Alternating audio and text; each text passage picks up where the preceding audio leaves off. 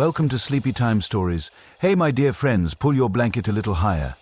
Get cozy in your favorite spot and just take a breath for a minute. Because tonight, we aren't going anywhere that causes stress. We aren't fixing issues. We're simply going to shut our eyes. Well, not quite yet. And let me guide you to a place most folks have never really imagined. Somewhere noisy and stinky and vibrant and utterly captivating. We're traveling back roughly 8 centuries to a morning that looks nothing like your own. And I promise you, once we finish tonight, you will never see a farmer's market, a grocery store, or even a street corner quite the same again. Here is what I want you to picture. It's about 3 in the morning. The year is somewhere in the 1200s. And while you lie there thinking nothing is happening, somewhere in a modest market town in England, a cart horse just woke up. A baker just scorched his hand on a clay oven. And a fish seller just swore quietly because his cartwheel got trapped in the mud once more. The market had already started even before anyone had opened their eyes. The thing that catches most people off guard when they first explore medieval history is this. We often picture the Middle Ages as a sluggish, drowsy, half-dark era where nothing much occurred between wars and plagues. But honestly, the medieval marketplace was one of the most structured, legally intricate, and economically advanced systems the ancient world had ever seen. It just appeared messier. Let me rewind a bit. If you wanted to run a market town in medieval Europe, you couldn't just decide to do it. You needed official permission, royal signed and wax-sealed approval. In England, from about the 11th century onward, a town required what was called a market charter, a legal document granted by the king himself, giving that specific town the sole right to hold a market on a set day in a set spot. And these charters were treated very seriously. Historians have recorded thousands of them. The Gazetteer of Markets and Fairs in England and Wales, put together by researchers at the University of London, listed over 2,000 medieval market grants across England alone. 2,000. That means 2,000 towns, 2,000 negotiations with the Crown, 2,000 small economic motors buzzing across the countryside.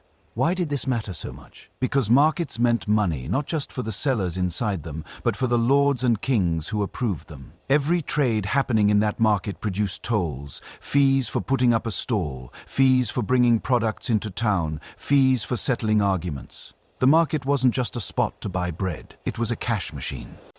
And the crown wasn't handing that to anyone. So when the sun began creeping over the horizon on market day, what you witnessed wasn't just people selling things. You were watching a full legal and economic structure spring to life. Now, here is what really grabs me personally, and I think it reveals something deep about human nature. The only timepiece most of these towns had was the church bell. That's it. No alarm on your wrist, no ping on your phone, no automated message from a speaker, just a bronze bell in a stone tower rung by someone likely half asleep himself, telling the whole town that time had moved ahead. And yet, impossibly, the merchants rose on time, every single week, because they had to. In most chartered markets across England and France, trading was only legally allowed between sunrise and sunset. The moment that bell rang to signal the day's start, you could open your stall. The moment the evening bell rang, you had to quit. No excuses. And if you were caught selling after the bell, you could be fined, publicly humiliated. In more severe cases, depending on the town and era, you could lose your goods entirely. The assize of bread and ale, one of the oldest pieces of trade regulation in English history, dating back to about 1266, laid out exact rules for what bakers and brewers could charge. If your loaf of bread was even a bit underweight, the punishment was pillory, which we'll discuss later in our tale, because it truly deserves its own moment.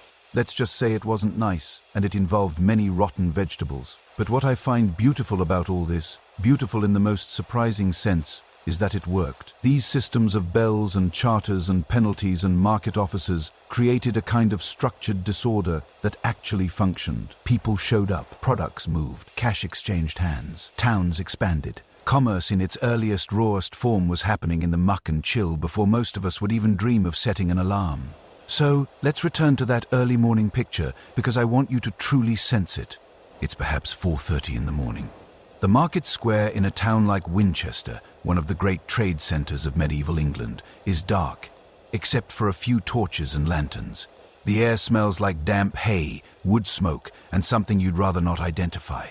The roads into town have been traveled since before midnight by farmers who walked or rode from villages 5, 6, 7 miles away, because if you wanted a prime spot in the market, a central, visible, high-traffic location, you arrived early. The best spots went to whoever planted their feet there first. Paris had its own version of this at a place called Les Halles, which became the city's central market for hundreds of years. Medieval chroniclers described it as a place of constant racket, constant motion, constant haggling, even in the dark hours before sunrise. Victor Hugo would later call it the belly of Paris, a phrase that just lingers with you.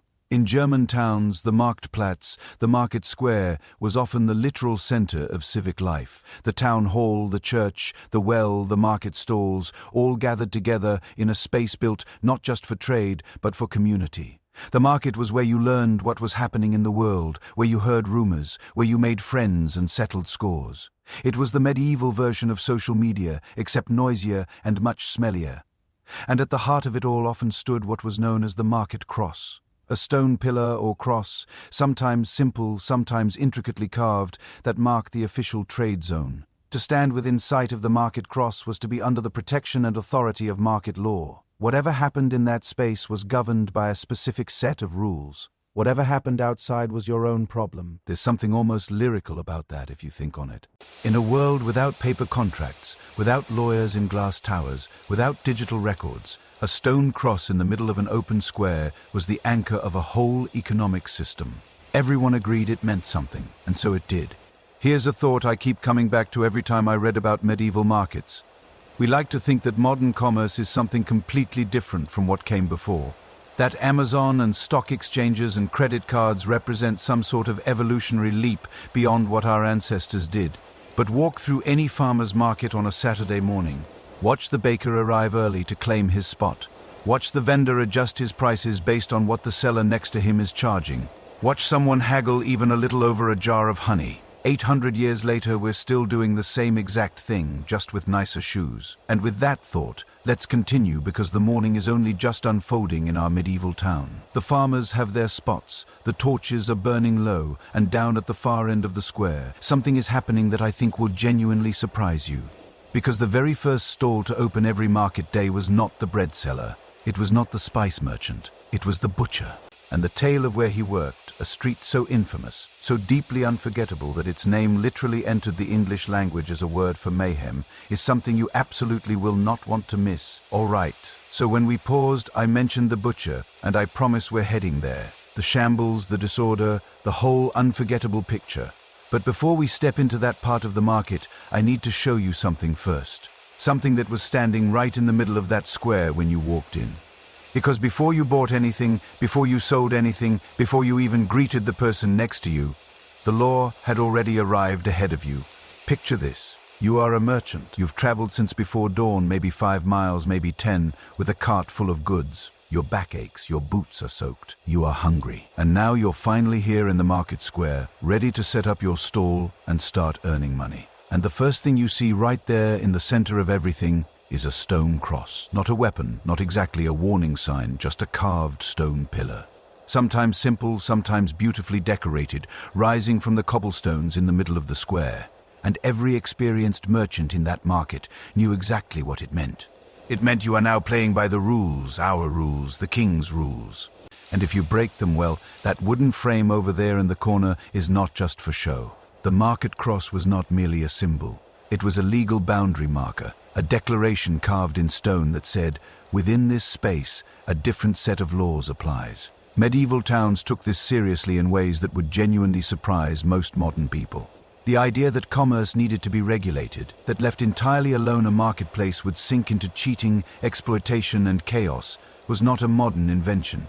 People figured that out 800 years ago, and they built systems around it that were honestly more sophisticated than most of us give them credit for. Let me give you some specifics because I think the details here are where it gets really fascinating. One of the oldest and most powerful pieces of trade regulation in English history was something called the Assize of Bread and Ale. Now don't let the old-fashioned name put you off. This was essentially the medieval equivalent of the Food and Drug Administration, and it had real bite.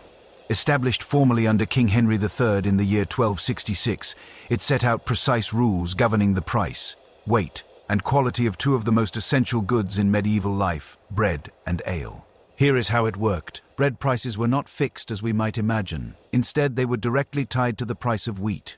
When grain was costly, bakers were allowed to charge more. When the harvest was good and grain was cheap, Prices had to drop accordingly. The system was recalculated regularly, and local officials, often called ale conners or breadweighers depending on the town, were appointed specifically to go around checking compliance. And the punishments, they were not subtle. If a baker was caught selling bread that was underweight even by a relatively small margin, he could be tied to a wooden sledge and dragged through the town streets with the offending loaf tied around his neck. This was called the hurdle punishment, and its whole purpose was public disgrace. The message was not just legal, it was social. It was the community saying, "This person tried to cheat us, and now everyone will know about it." For more serious offenses or repeat violations, there was the pillory, the thing most people have heard of. The wooden frame with holes for your head and your hands, which sounds almost comical when you describe it today. But stand in one of those for 3 hours on a cold morning while your neighbors throw whatever they have at hand at your face, and I suspect you would find it significantly less amusing. I want to pause here for a moment because I find myself genuinely torn when I think about these punishments. Part of me sees the logic in a world without inspectors and databases and digital records. Public shame was often the only enforcement tool that actually worked. You could not find someone into compliance if they had nothing to take, but you could make them stand in the market square and feel the weight of the community's judgment. There is something very human about that, and something very uncomfortable too. Now, bread and ale were not the only things being regulated.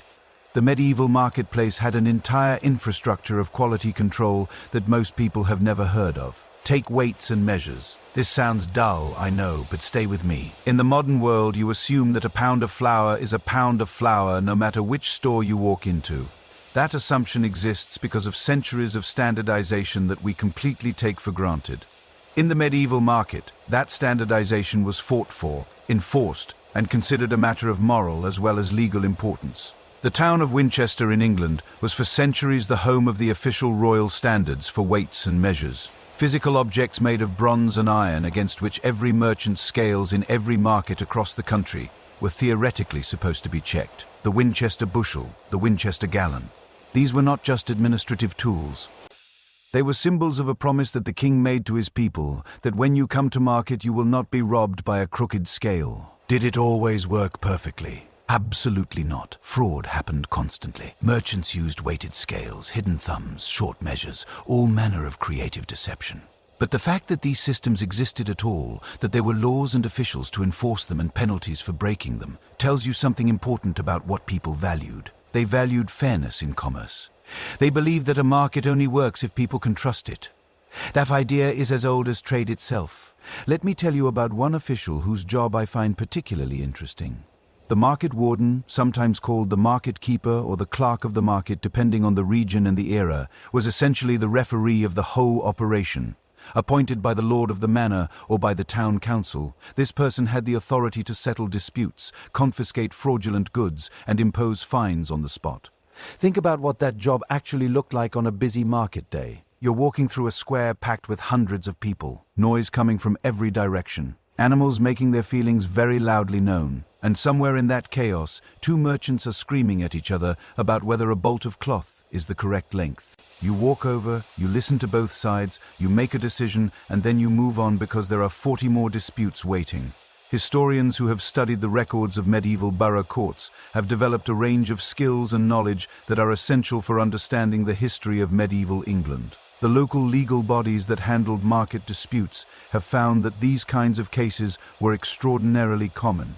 In the records of the town of Winchester from the 13th and 14th centuries, scholars have documented dozens of cases per year involving disputes over weights, counterfeit goods, price violations, and unlicensed trading. The market was not a lawless place. It was, if anything, intensely overgoverned by the standards of its time. And that brings me to something I think about a lot when it comes to medieval history in general. We have this popular image of the Middle Ages as a kind of rough, brutal, every person for themselves era where might made right and ordinary people had no protection from anything.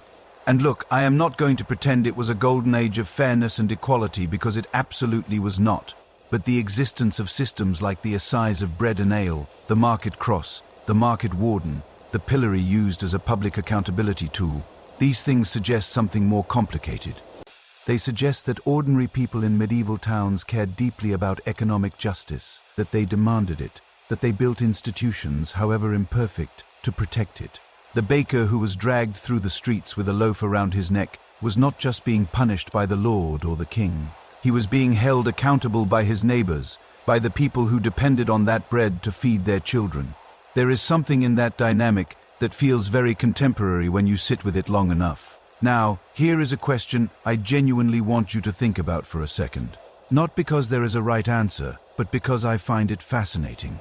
If you had to live under medieval market law for one day, which rule do you think you would accidentally break first? The bread weight rule, the ale quality rule, the trading after the bell rule. I think honestly I would be the person still trying to sell something 2 minutes after the closing bell, just because I had not quite moved all my goods yet. And based on everything we have just discussed, that would have been a very, very bad idea. So, we have our market square now.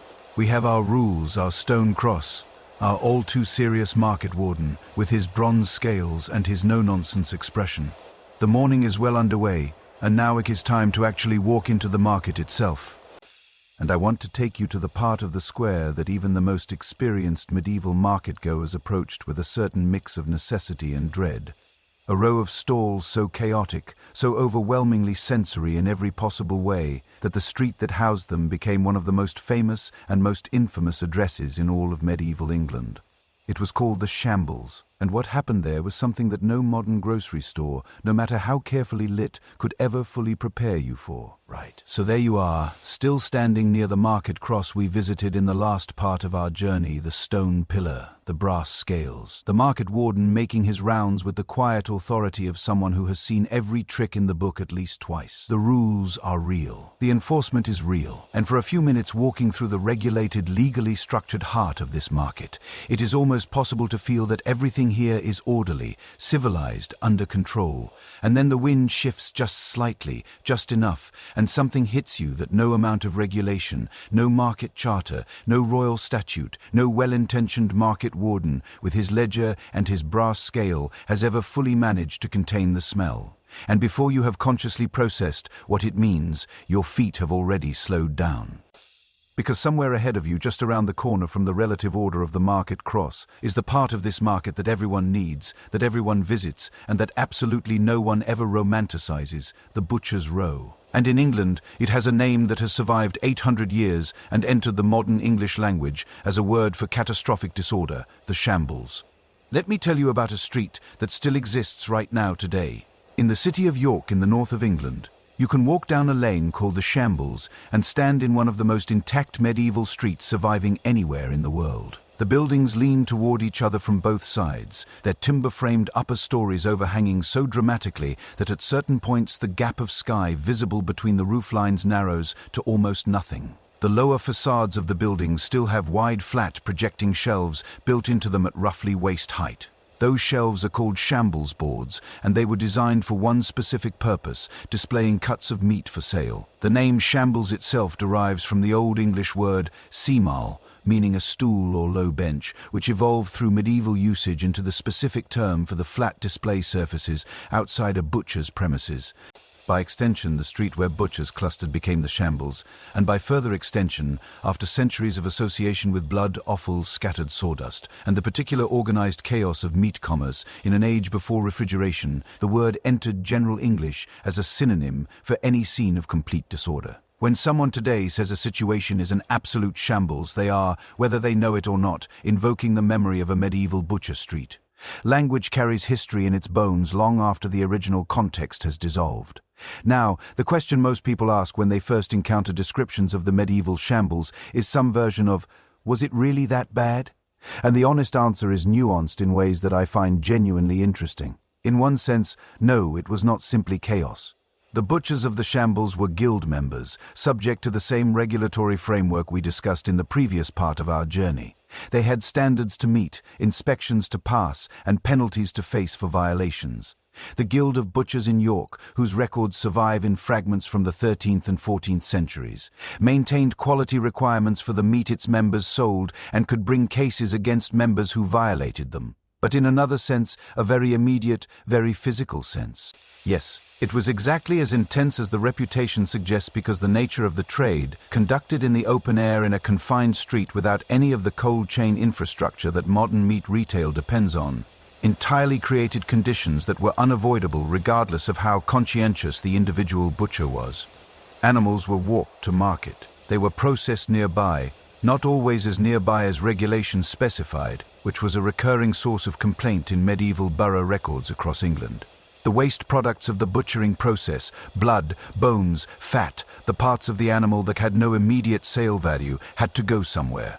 Medieval towns had drainage channels running down the centers of their streets, which served as the primary waste management system for everything the market produced.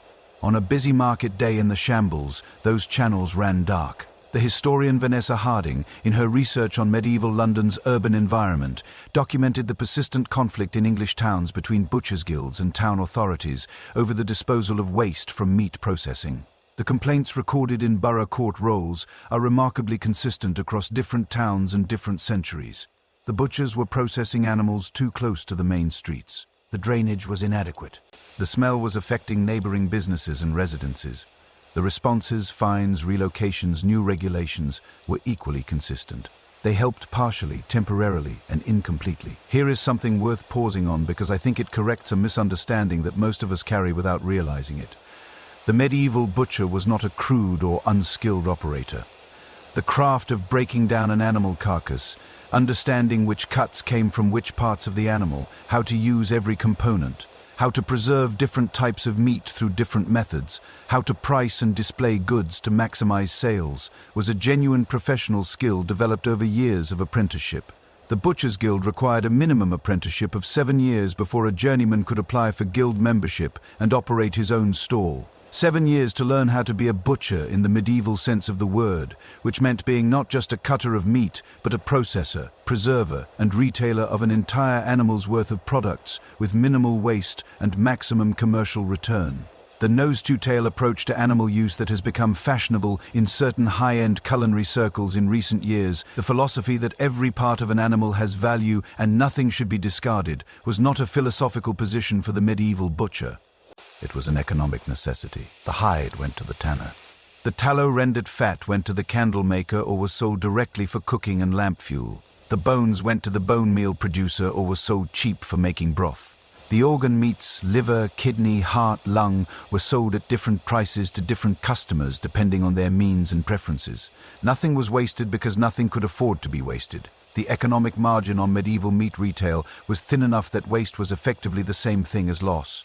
Let me tell you specifically about salt and smoke because these are the technologies that made the medieval meat trade possible and that represent a kind of practical ingenuity that I find deeply admirable. Without refrigeration, without any means of mechanically reducing temperature to slow bacterial growth, the window between fresh meat and unusable meat in a medieval environment, particularly in warm weather, was measured not in days but in hours.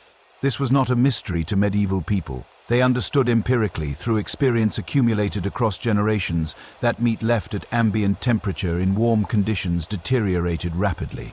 Their solutions were elegant in their simplicity and remarkably effective within their limitations. Salt was the primary preservation technology. Applied in sufficient quantities to fresh meat, salt draws moisture from the tissue through osmosis, creating an environment hostile to the bacteria responsible for spoilage. This salt-curing process also changes the texture and flavor of the meat in ways that, as anyone who has eaten prosciutto or salt cod or corned beef can confirm, produce something with its own distinct culinary character rather than simply a preserved version of the fresh original. The salt trade was therefore intimately connected to the meat trade at every level of the medieval economy. Salt was itself a significant commodity, expensive enough in certain regions and periods to function as a form of currency, which is where the English word salary comes from, deriving from the Latin salarium, the salt allowance given to Roman soldiers as part of their pay. The expression worth his salt carries this history in it, preserved in language the same way the salt itself preserved the meat. Smoking was the other major preservation method used, particularly for fish, herring, cod, and eel were among the most commonly smoked products in medieval English markets, but also for certain cuts of pork and poultry. The smoking process both reduces moisture content and deposits compounds from the wood smoke that have genuine antimicrobial properties. Again, medieval practitioners did not understand the chemistry. They understood the outcome, and they had refined the technique over centuries into something that produced consistent, reliable results. The combination of salting and smoking applied in sequence to produce what we now call smoked and cured products was already well understood in the medieval period. The smoked hams and salted fish sold at medieval market stalls were not inferior products to be endured for lack of alternatives. They were genuinely valued foods with distinct flavors and textures that medieval cookery manuscripts treated as desirable ingredients in their own right. Now, the question of who ate what and in what quantities is one of the more revealing windows into medieval social structure that the historical record provides. The short answer is that meat consumption in medieval Europe was closely correlated with wealth in ways that were even more extreme than modern inequality in food access. The archaeological evidence from medieval urban sites, specifically the analysis of animal bones found in different residential contexts across a town, allows historians to reconstruct with reasonable accuracy what different social groups were eating. And the differences are stark. Christopher Dyer, one of the foremost historians of medieval English living standards, analyzed evidence from multiple English towns and found that wealthy households consumed meat, particularly beef, pork, and lamb, daily in substantial quantities, often including the more expensive cuts that required skilled butchering to produce. Middling households, the guild craftsmen and successful small traders, ate meat several times per week, primarily in the form of cheaper cuts, offal, and preserved products. The poorest urban households ate meat infrequently, with preserved fish, legumes, and bread forming the backbone of their diet. This is not surprising in itself. What is interesting is what it tells us about the butcher's stall as a social space. Every category of customer came to the same street. The wealthy merchant's servant purchasing prime ribs stood beside the widow counting copper coins for a small parcel of offcuts. The stall displayed everything from the most expensive cuts at the front to the cheapest scraps at the side, priced across a range designed to serve the full economic spectrum of the market's clientele. The shambles was in this sense one of the more genuinely democratic spaces in the medieval market. Everyone needed what it sold, and it sold something for every budget, however constrained. There is one more thing I want to tell you about the medieval butcher before we move on. And it concerns a detail that I think captures something important about the relationship between regulation and reality in this world. The city ordinances of London, documented extensively in the records known as the letter books of the City of London, studied in detail by scholars, including Henry Thomas Riley in the 19th century, repeatedly prohibited the slaughtering of animals within the city walls. The butchers were supposed to purchase already processed carcasses, not bring live animals into the urban core and process them there. The reasons were obvious: noise, smell, waste, and the unpredictable behavior of livestock in crowded streets. The butchers equally repeatedly ignored this prohibition. The borough court records show prosecution after prosecution for exactly this offense spread across multiple decades in the 13th and 14th centuries. Fines were levied. The practice continued. The fines were levied again. The practice continued again. What this tells us, and what I find genuinely endearing about it in a slightly exasperated way, is that the distance between the world that medieval urban regulations described and the world that medieval urban commerce actually produced was on certain matters essentially unbridgeable. The butchers needed to assess the live animal to price it accurately. The customers sometimes wanted to see the animal before purchase. The logistics of transporting already slaughtered carcasses from outside the city were complicated and expensive. The regulation was sensible in principle and unworkable in practice, and everyone involved knew it. Some problems, it turns out, do not yield to legislation. They yield to infrastructure. And the infrastructure, the slaughterhouses outside the city walls, the cold storage, the regulated transport chain, would not arrive for several more centuries. So that is where we are leaving the shambles for now. A street that is simultaneously a triumph of guild organization, a testament to practical ingenuity in the face of serious technical constraints, a revealing map of social inequality, and an absolute assault on the senses. A place that was essential, imperfect, and irreplaceable in the economic and social life of the medieval town. And as we step back out of the Butcher's Row and into the wider market square, blinking slightly in the comparatively fresher air, something else is already pulling at a different sense entirely. Not the nose this time. Something more subtle, warmer, coming from a stall tucked into a corner with cloth walls and silk pouches and small clay jars arranged on a velvet-covered table, tended by a soft-spoken man with a particular quality of smile. The smile of someone who knows you are already interested before you've even consciously decided to stop. After the raw, immediate physicality of the shambles, the spice merchant's stall feels like stepping into a different world entirely. A world of whispered distances and impossible aromas and stories carefully constructed to make you forget the most important question you should be asking. That question and the extraordinary lengths people went to in order to prevent you from asking it is where we are headed next. Close your eyes for just a second. Well, not literally because you are still listening, but imagine you are walking through that market square we've been exploring together. You have passed the market cross. You have navigated the rules. You have survived the shambles with your appetite more or less intact. And now, somewhere ahead of you, something is pulling at your nose. Not the smell of meat this time. Not the muddy street. Something warmer. Something almost impossibly exotic. Something that does not belong in a cold, grey English morning at all.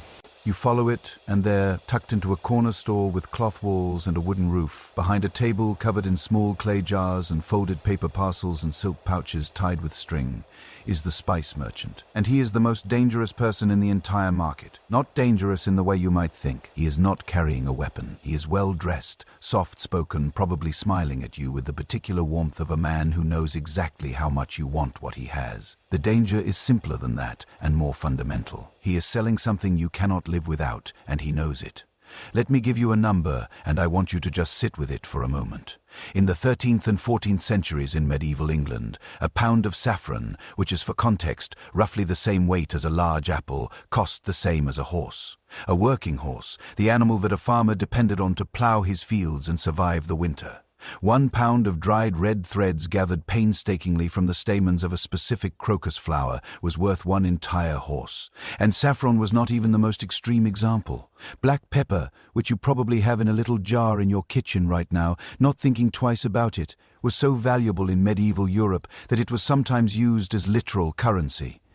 Historians have documented cases of rents being paid in pepper, dowries being negotiated with pepper. When the Visigoths sacked Rome in the year 410, among the demands they made for lifting the siege was 3,000 pounds of pepper, not gold, not silver, pepper. The medieval historian Michael Clanchy, in his work on medieval economic life, noted that spices functioned in medieval society not just as food ingredients, but as what he called portable luxury, concentrated value that could be carried across vast distances and converted into wealth almost anywhere in the known world.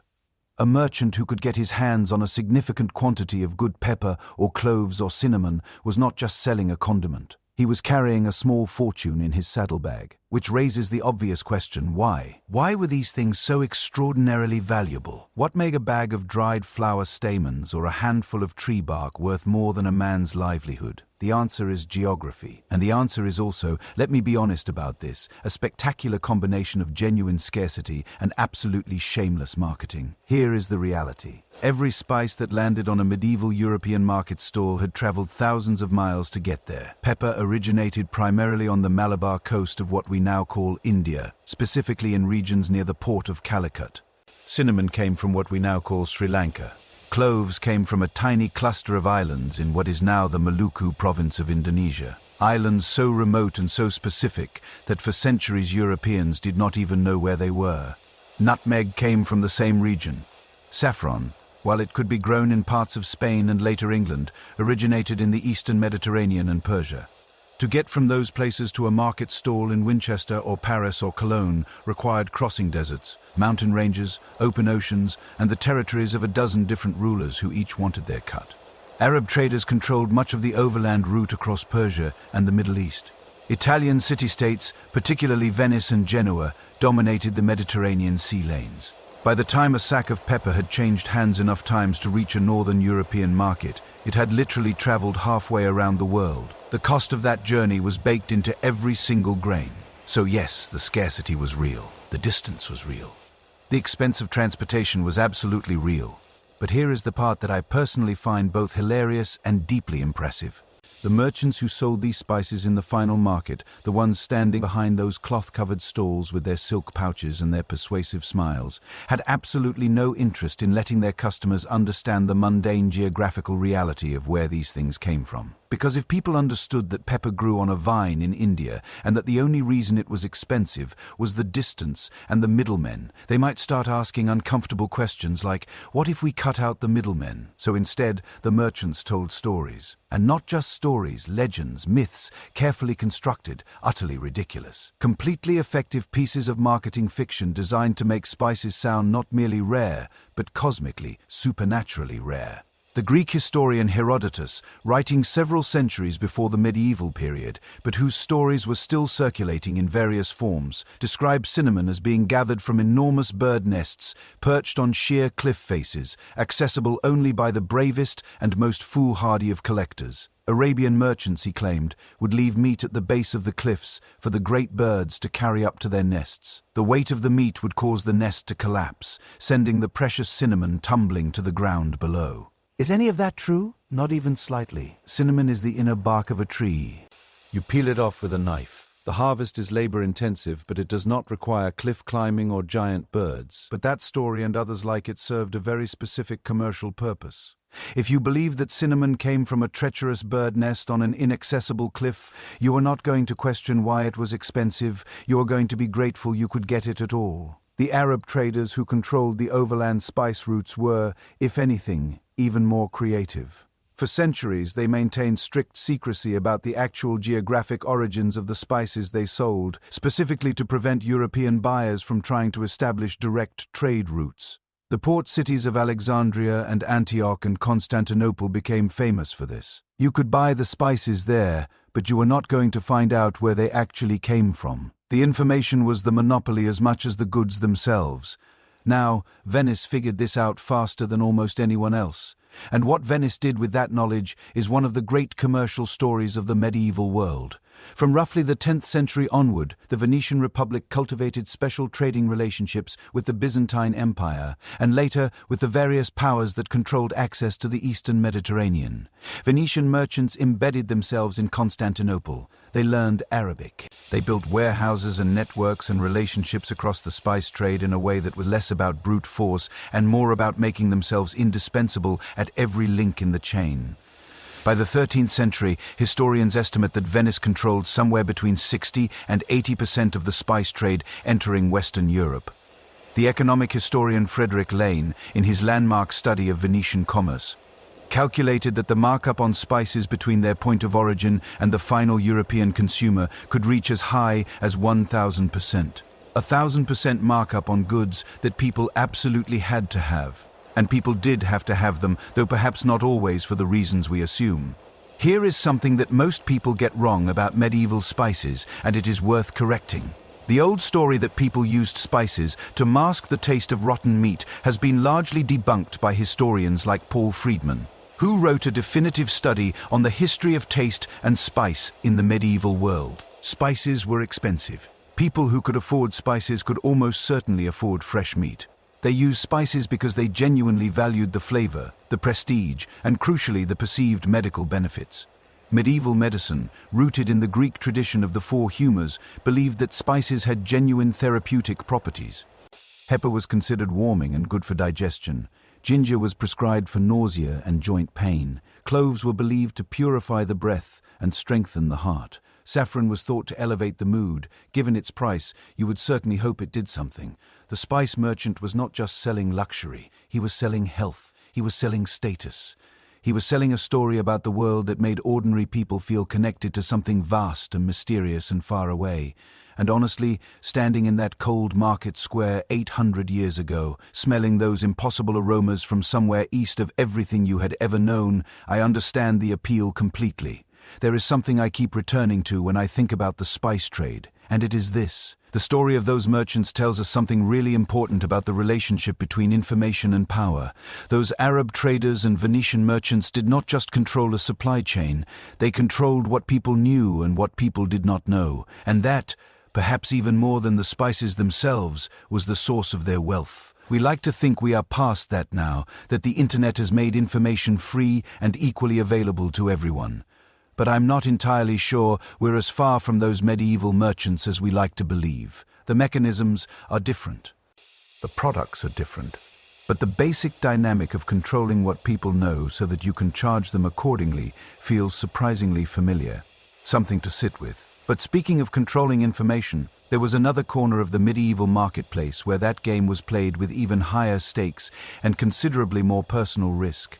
A place where the thing being bought and sold was not pepper or saffron, but something far more abstract, something that the church had very strong feelings about, something that would eventually become the foundation of the entire modern financial system. It was a small table, and behind it sat the one person in the market that everyone needed and almost everyone pretended they did not. The money changer. And his story is even stranger than anything we have heard so far. So there you are, still processing the spice merchant's impossible aromas, your mind somewhere between Malabar and Madagascar, when you turn a corner in the market square and the whole atmosphere changes. The noise shifts, the crowd thickens, and ahead of you, rising from the cobblestones with a solidity that feels almost governmental, almost intimidating actually for a market building, is a structure unlike anything else in this town. Stone walls, arched windows, a long covered hall that stretches nearly the length of the entire square, with doors wide enough to drive 2 carts through side by side. This is not a stall. This is not a tent with wooden poles and a cloth roof. This is the cloth hall. And walking through its doors is like stepping from the medieval world into something that feels startlingly, uncomfortably modern. Let me tell you about a building that still stands today. In the Belgian city of Ypres, a name that most Americans associate with the First World War for reasons both important and heartbreaking. There is a structure called the Lakenhouw, the Cloth Hall. Construction began around 1260 and continued in stages for nearly a century. At its peak, it was one of the largest commercial buildings in all of medieval Europe, stretching nearly 440 feet in length. To put that in perspective, that is longer than a standard American city block, and what happened inside it was not just shopping. It was, in the most literal sense, the birth of organized international commerce. The wool and cloth trade in medieval northern Europe was, in terms of raw economic scale, probably the most important industry on the continent. Historians of medieval economics, including David Nicholas in his extensive research on Flemish cities, have estimated that by the 13th century, the textile industry of the Flemish region, cities like Ypres, Bruges, and Ghent, employed the majority of the urban population and generated wealth that rivaled the treasury revenues of entire kingdoms. England exported raw wool. Flanders transformed it into finished cloth. The finished cloth was then sold across Europe from Scandinavia to the Mediterranean at prices that made the spice trade look modest. This was not a cottage industry. This was an economic machine, and like any machine of that complexity and value, it needed a structure to run it. That structure was called the guild. Now, you've probably heard the word guild before, but I want to take a moment to actually explain what it meant in practice, because the reality is considerably more interesting than the textbook version. A medieval guild was essentially a professional association with legal teeth. Membership was mandatory if you wanted to work in a given trade within a chartered town.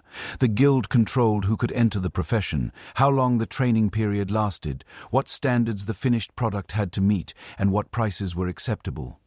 It operated simultaneously as a trade union, a quality control body, a social welfare organization, and perhaps most importantly, a cartel.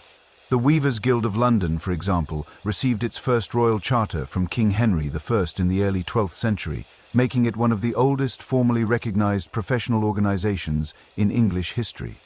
It paid the crown an annual fee in exchange for the exclusive right to practice weaving within the city. No charter, no guild, no legal weaving.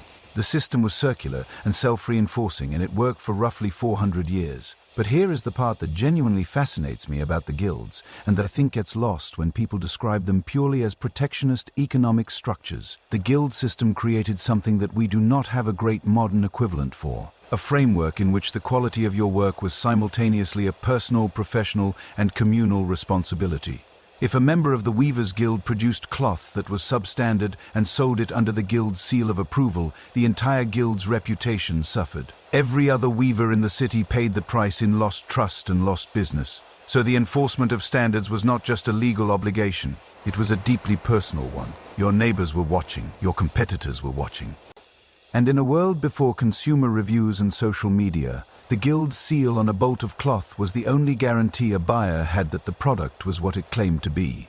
Step inside that cloth hall with me for a moment, because I want you to understand what the actual experience was like. The hall is long and cool and surprisingly organized, divided into sections by trade and by origin of the cloth. Over here, English broadcloth, heavy, tightly woven in shades of natural cream and undyed grey. Over there, the more expensive Italian fabrics imported at great cost from Florence and Lucca, where the weaving techniques were considered the finest in Europe. In between, Flemish cloth in a range of weights and weaves, each bolt stamped with a lead seal bearing the mark of the town and the guild that certified it. The lead seal is important. It was not decorative.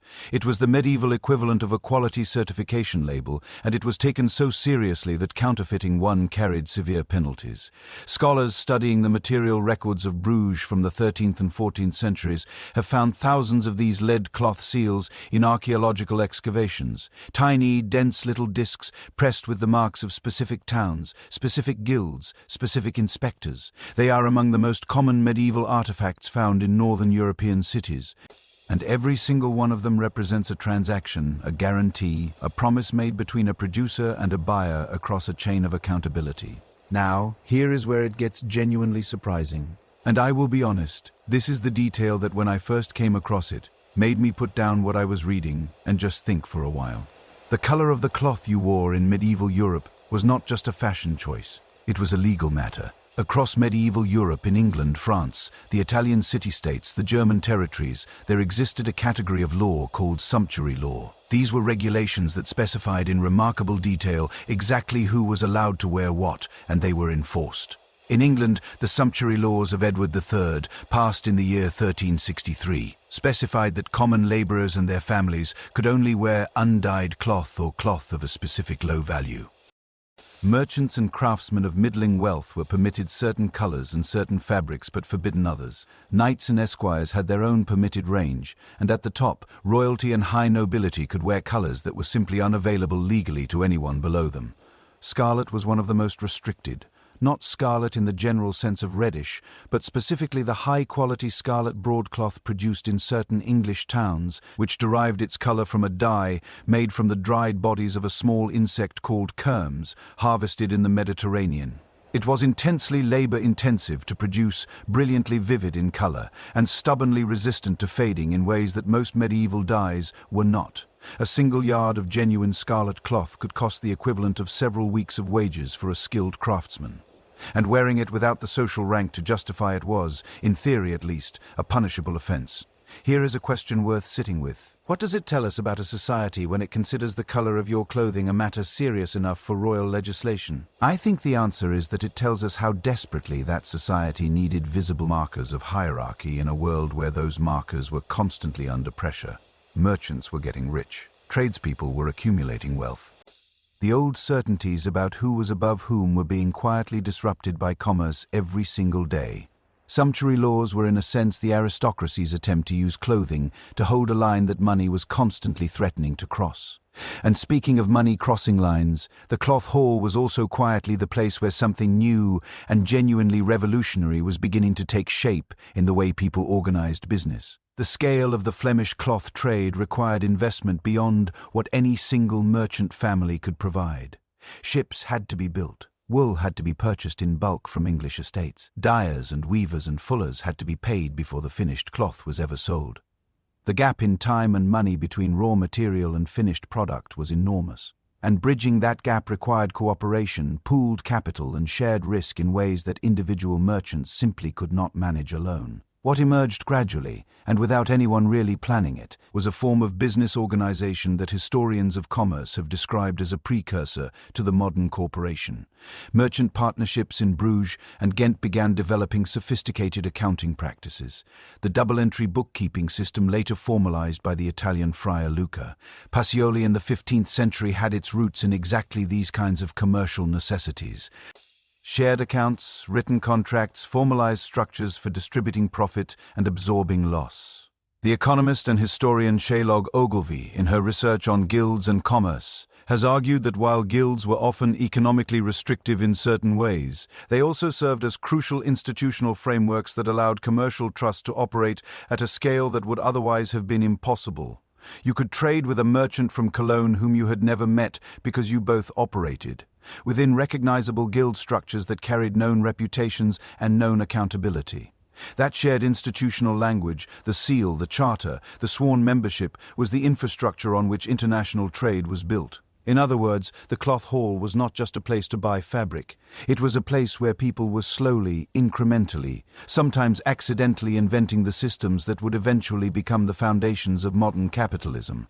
Not because they were visionaries planning a global economy, but because they were practical people trying to solve practical problems. How do you move goods across vast distances, maintain quality, manage risk, and build trust between strangers? Sound familiar? I find myself genuinely moved by that in a way I did not entirely expect when I first started digging into this history. There is something quietly profound about the idea that the organizational structures we take completely for granted, contracts, quality certifications, professional associations, pooled capital investment, were not invented by great thinkers in universities. They were invented by weavers and wool merchants in cold northern cities trying to make a living and protect their livelihoods and feed their families. The cloth hall at Ypres still stands. You can walk through it today. The original medieval structure was heavily damaged during the First World War and meticulously reconstructed between the 1920s and 1960s. And when you stand inside it, and I genuinely encourage you, if you ever find yourself in Belgium, to go, you are standing in a space that has absorbed 800 years of commerce, ambition, ingenuity, and very determined people arguing about the length of a bolt of fabric. There are worse things to have in your bones. But we have been in the hall long enough. Let's step back outside with me because the market is still full and the afternoon is moving along. And your stomach, which has been politely ignoring the subject since we started, is beginning to make a very reasonable point. You are hungry, and out there in the square among the noise and the press of people and the smoke rising from a dozen different fires, there is something cooking. Several things, actually. And the story of what medieval people actually ate, not the sanitized, romanticized version, but the real, complicated, surprisingly sophisticated truth, is one I have been looking forward to telling you since we started this journey together, because you are about to discover that the first fast food did not begin with a drive-through window. It began right here in this square with a clay pot and a very long wooden spoon. Your stomach wins. It always wins. And honestly, standing in this market square in the middle of a busy medieval morning, surrounded by everything we have seen so far, the rules, the regulations, the cloth, the spices, the most immediate, most human question of all is also the simplest one. What did people actually eat? Not in a royal banquet hall, not at a monastery feast, but right here on an ordinary market day with a few coins in your pocket and an hour before you needed to be back at your stall. The answer is going to surprise you, and it might also make you quietly, unexpectedly hungry. The first thing you need to let go of is the image most of us carry around of medieval food. You know the image, I mean. Grey slop, mysterious stew of unidentifiable ingredients, bread that could be used as a weapon in a pinch. The idea that medieval people essentially ate in survival mode, choking down whatever was available with grim, joyless efficiency.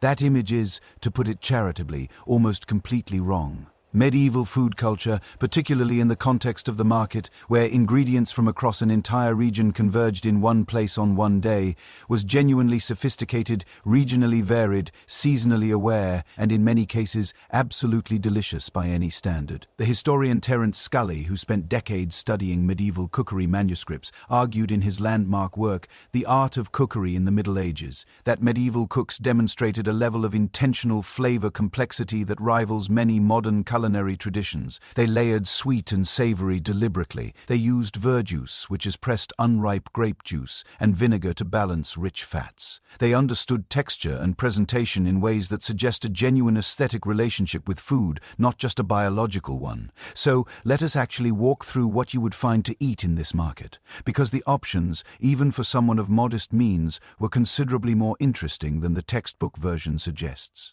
The first thing you would encounter, probably before you'd even fully entered the square, was the cook shop. Not a restaurant in the modern sense, not a tavern exactly. Something somewhere between the two, a stall or a small open-fronted building where prepared food was sold ready to eat right there in the street, wrapped in a cloth or a piece of flatbread, or handed over in a small clay bowl that you were expected to return when you were finished. The cookshop was in every meaningful sense medieval fast food, and it served a very real social function that historians often overlook. The majority of urban workers in medieval towns, journeymen, labourers, travelling merchants, apprentices, did not have kitchens. They rented single rooms in boarding houses or slept in their employer's workshop. They had no way to cook. The cookshop was not a convenience for them. It was a necessity. The 12th century writer William Fitzstephen, describing the city of London in his biography of Thomas Becket, included one of the most vivid accounts we have of a medieval cookshop in operation. He wrote about a place on the riverbank near the Thames where every day you could find roasted meats, fried fish, pastries and pottage, all available for immediate purchase. He noted, and I love this detail, that it served everyone from the wealthy to the very poor because the portions and prices ranged accordingly. You could spend a lot or you could spend almost nothing, and you would still eat. Now, pottage. If there is one medieval dish that genuinely deserves more credit than it gets, it is pottage. And I say this as someone who initially, when I first started reading about medieval food, dismissed it as exactly the kind of grey slop I just told you to forget about. I was wrong. Pottage was essentially a thick-cooked porridge or stew made from whatever grains, legumes and vegetables were available. Oats, barley, peas, beans, leeks, onions, turnips, cooked slowly in water or broth until they reached a consistency somewhere between soup and solid food. It was the most common dish in medieval Europe across every social class, which is itself remarkable. The poor ate it because it was cheap and filling. The wealthy ate it because they liked it and because medieval nutritional thinking, rooted in the humoral tradition of Galen, considered it genuinely healthful. But here is what makes it interesting rather than just historically significant. Medieval pottage was not a single dish, it was a category. The variations were enormous. Blancmange, which the modern world knows as a cold dessert, but which in the medieval period was a savoury white pottage made with chicken, rice, almond milk and sugar, was considered a prestige dish fit for aristocratic tables. The earliest recorded recipe in the famous 14th century French cookbook, Le Viandier, attributed to the royal cook Guillaume Tile known as Taillevant, includes versions of pottage that involve elaborate spicing and careful preparation that would take a competent modern cook several hours to replicate. The market sold ingredients for all of it, and the cookshops were making the simplified, accessible versions right there in the square all morning long. Then there was the pie, and this is where I want to spend a moment because the medieval pie is genuinely one of my favorite subjects in all of food history. We think of pies today as a pastry shell containing a filling. That is exactly what a medieval pie was, technically, but the relationship between the shell and the filling was quite different from what we expect now. The thick pastry crust of a medieval pie, called a coffin, which sounds alarming but is simply the Middle English word for a box or container, was frequently not intended to be eaten at all. It was a cooking vessel and a storage container. You baked the filling inside the pastry coffin, you transported it, you served it, and then, often among wealthier households, the crust was discarded or given to servants or the poor, while the filling was consumed by the people who had paid for it. For the market, though, pie meant something slightly different. The hand pie, a smaller self-contained pastry that you could hold in one hand and eat while walking without needing a bowl or a knife, was one of the most popular street foods available. Pie sellers called peamen were a recognized and regulated trade in medieval English cities. The Corporation of London, in records from the 13th and 14th centuries, documented regulations governing what peamen could sell, where they could sell it, and at what hours. There were rules about using fresh versus stale ingredients in the filling. There were rules about the weight and quality of the crust. Even street food had standards. Even a hand pie sold to a labourer on a Tuesday morning was governed by someone's idea of what was acceptable. And look, I find that genuinely charming. It suggests that people cared, that the quality of what ordinary people ate on an ordinary working day mattered to someone in authority even in the 13th century. Whether those standards were consistently enforced is a different question entirely. But the intention was there. Let us talk about ale for a moment, because you cannot discuss medieval food without discussing what people drank with it. And the story of medieval ale is one that involves a surprising amount of public health logic. Here is the situation. Medieval towns had no water treatment systems. The water supply in a dense urban environment, drawing from wells, rivers and open channels, was, to put it delicately, not reliably clean. Waterborne illness was a genuine and constant threat. People knew, at some intuitive if not fully scientific level, that water could make you sick. Ale, which in its medieval form was a fermented grain beverage brewed without hops, since hops were not widely used in English brewing until the 15th century, was safer to drink than water. Not because medieval people understood the microbiology of fermentation and pathogen elimination, but because the brewing process, heating the grain, fermenting it, acidifying the liquid slightly, happened to kill or neutralize many of the bacteria that made water dangerous. People drank ale because empirically, experientially, over generations, they had learned that people who drank ale got sick less often than people who drank water. The historian and food writer Meglon Toussaint-Zamat estimated that average ale was around 8 to 10 per person. Consumption in medieval England was somewhere between 1 and 2 gallons per person per day, including children, who drank a very weak version called small ale that contained minimal fermentation and almost no alcohol. 1 to 2 gallons. That is an extraordinary amount, and it makes more sense the moment you understand that ale was not primarily a recreational drink. It was a nutritional staple and a safer hydration option than the available alternative.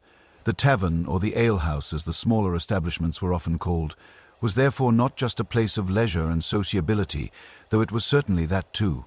It was infrastructure.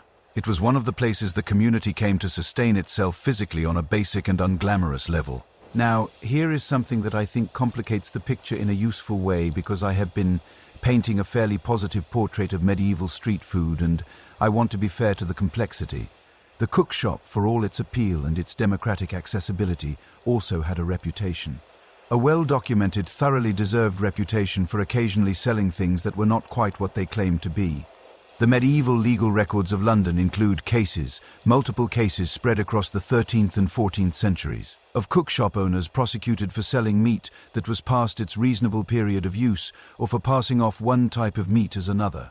There is a particularly famous case from 1334, documented in the records of the London SES courts, involving a cook shop on Bread Street that was found to have reheated and resold meat over a period of several days in violation of city ordinances that required freshly prepared food. The proprietor was convicted.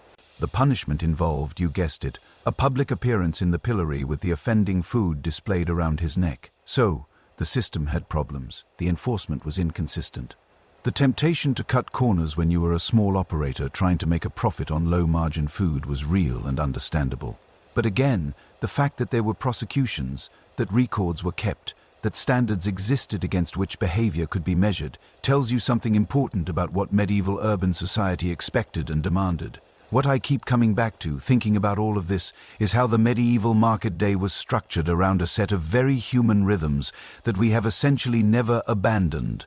You wake up, you go to market, you find something to eat, you look for the best deal, you're slightly suspicious of the person selling you food you did not prepare yourself. 800 years, same instincts. There is actually something comforting in that. I think the specific ingredients have changed. The specific setting has changed beyond recognition. But the underlying human experience of feeding yourself and your family in a world of limited resources and imperfect information, that has not changed at all. We are not as far from these market-goers as we like to imagine. Here is a question for you, and I genuinely want you to think about it. If you could eat one thing from a medieval market stall, knowing everything we now know about the ingredients, the preparation, the standards, and yes, the occasional creative recycling of yesterday's leftovers, what would you choose? I think I would go for the hand pie, ideally near the beginning of market day, before the pie man had time to get creative with his inventory. All right, you have eaten. Your stomach has stopped its commentary, at least for now. And as you stand there in the afternoon light, watching the market continue its endless motion around you, you notice something you had not paid much attention to before. There is a man sitting at a small wooden table near the edge of the square. He is not selling food. He is not selling cloth or spices. In front of him on the table there are stacks of coins, many different coins from many different places, glinting in the pale light. He has a small brass scale beside him, a leather ledger, and people keep approaching him, leaning in, speaking in low voices, and walking away with either a relieved expression or a significantly less happy one. He is the money changer. And I told you back when we first spotted him that his story was stranger than anything we had heard so far. I meant it, because this quiet man sitting behind his simple wooden table in this ordinary market square is in the middle of doing something that the most powerful institution in medieval Europe has explicitly told him is a moral offense, something that every priest has warned against from every pulpit in Christendom, and he is doing it anyway, openly in broad daylight with a ledger. The story of how that happened and what it eventually produced is one of the most consequential stories in all of human history, and it starts right now. That man at the wooden table. Let us go a little closer, because the closer you get, the more you realize there is something almost theatrical about the way he operates. He does not call out to passers-by the way the bread seller does, the way the cloth merchants do. He does not need to. People come to him with a particular quality of purposefulness, slightly downcast eyes, checking left and right before sitting. That tells you everything about the complicated social position this person occupies in medieval life. He is necessary. He is ubiquitous. He is, according to the official moral teaching of the Church that governs virtually every aspect of life in this world, engaged in something deeply problematic. And he has been sitting at that table in one form or another in markets, just like this one, for longer than almost any other trade we have visited today. Let me start with the word itself, because language is often where history hides its best secrets. The word bank. You use it every day. You bank online. You have a bank account. You trust your bank, or at least you extend it a complicated, pragmatic form of trust. But where did that word actually come from? It came from a table. Specifically, it came from the Italian word banco, which means bench or table. The medieval money changers who operated in the market squares of Italian cities, Florence, Venice, Siena, Genoa, conducted their business at a simple wooden bench or table set up in the open air where anyone could approach them. When a money changer was found to be operating dishonestly, or when he could not pay his debts, the authorities would come and physically break his bench, smash it into pieces. In Italian, this was called rata del banco, the breaking of the bench. The ruined money changer, and by extension anyone whose financial enterprise had collapsed beyond recovery, became known as bancorato, bankrupt. The word bankruptcy, one of the most consequential terms in modern finance, is literally the memory of someone smashing a medieval Italian's table in a public square. I find that detail almost too good to be true, but it is completely true. Historians of financial language, including David Graeber in his sweeping work on the history of debt, have traced this etymology with considerable confidence. The vocabulary of modern banking is built word by word on the physical objects and the daily dramas of medieval market commerce. Now, to understand why the money changer was both essential and morally fraught, you need to understand something about the currency situation in medieval Europe, and I promise this is more interesting than it sounds. There was no single currency, not even close. A merchant traveling between English and French markets in the 13th century might carry pennies minted in London, deniers from Paris, florins from Florence, groschen from Cologne, and ducats from Venice, all in the same purse. Each coin had a different weight, a different silver or gold content, a different issuing authority, and a different exchange value that fluctuated based on political events, the reputation of the issuing ruler, and the basic supply of precious metal at any given time. The English penny, the standard coin of medieval English commerce, was a small silver coin whose actual silver content varied considerably depending on when and where it was minted. The system of pounds, shillings, and pennies that governed English accounting was for most of the medieval period purely theoretical for ordinary transactions. There was no pound coin. There was no shilling coin. These were units of accounting used to calculate values, while the actual physical transactions were conducted in pennies and halfpennies, and for larger sums, foreign gold coins whose domestic exchange value someone had to determine on the spot. That someone was the money changer. His job, fundamentally, was to convert one type of money into another at a rate that was fair, or at least defensible, and to identify counterfeit or debased coins that might otherwise circulate undetected. Both of these services were genuinely indispensable to the functioning of the market. Without them, every transaction involving coins from different regions became a mini-negotiation about the value of the money itself before you could even start negotiating about the value of the goods. The money changer removed that friction. He made commerce possible at a scale and speed that would otherwise have been unmanageable. But here is where it gets theologically complicated. And in the medieval world, theologically complicated was not a minor inconvenience. It was a serious problem. The Catholic Church had very clear teachings on the subject of usury, the practice of lending money at interest, based on passages in the Old Testament. Interpretations of Aristotle's argument that money is barren and therefore cannot naturally produce more money, and several centuries of accumulated church doctrine. Lending money and charging interest for it was classified as a mortal sin, not a minor infraction, a mortal sin, the kind that, if unconfessed and unrepented, could cost you your eternal soul. This created an extraordinary situation. The medieval economy needed credit. Merchants needed to finance shipments of goods that would not arrive for months. Farmers needed to borrow against future harvests. Towns needed to fund construction of walls and bridges. The demand for lending was enormous, continuous, and completely legitimate in practical terms. And the church said no. Well, it said no to Christians. And this is where history takes one of its sharper and more uncomfortable turns, because the prohibition on usury applied specifically to Christians charging other Christians interest. Jewish communities, operating under a different religious and legal framework, were not bound by the same prohibition, and Christian rulers who needed the financial services that usury provided but could not sanction Christians providing them openly found it politically convenient to permit Jewish merchants to operate as moneylenders while simultaneously subjecting those same communities to restrictions, special taxes, and periodic expulsions that left them economically vulnerable in every other respect. The historian Robert Chazin, in his extensive research on medieval Jewish communities in Europe, has documented how this dynamic created a deeply unjust and deliberately constructed trap. Jewish communities were pushed into money lending because they were excluded from most other trades by guild restrictions that required Christian oaths for membership. Then they were resented and targeted precisely for the money lending that those same exclusions had forced them into. The prejudice that accumulated around the figure of the Jewish moneylender in medieval Europe was not an accidental cultural development. It was the product of deliberate policy sustained over generations that created a scapegoat out of people who were doing a job that the rest of society both needed and refused to acknowledge needing. I think it is important to say that clearly, not as a digression, but as a fundamental part of understanding what that table in the market square actually represents. Now, alongside the money changer, and sometimes occupying the same table depending on the town and the era, was another figure whose financial innovations were even more consequential in the long run, the letter of credit. This sounds dry. Bear with me, because the letter of credit is, in my opinion, one of the most elegant and underappreciated inventions in all of human history.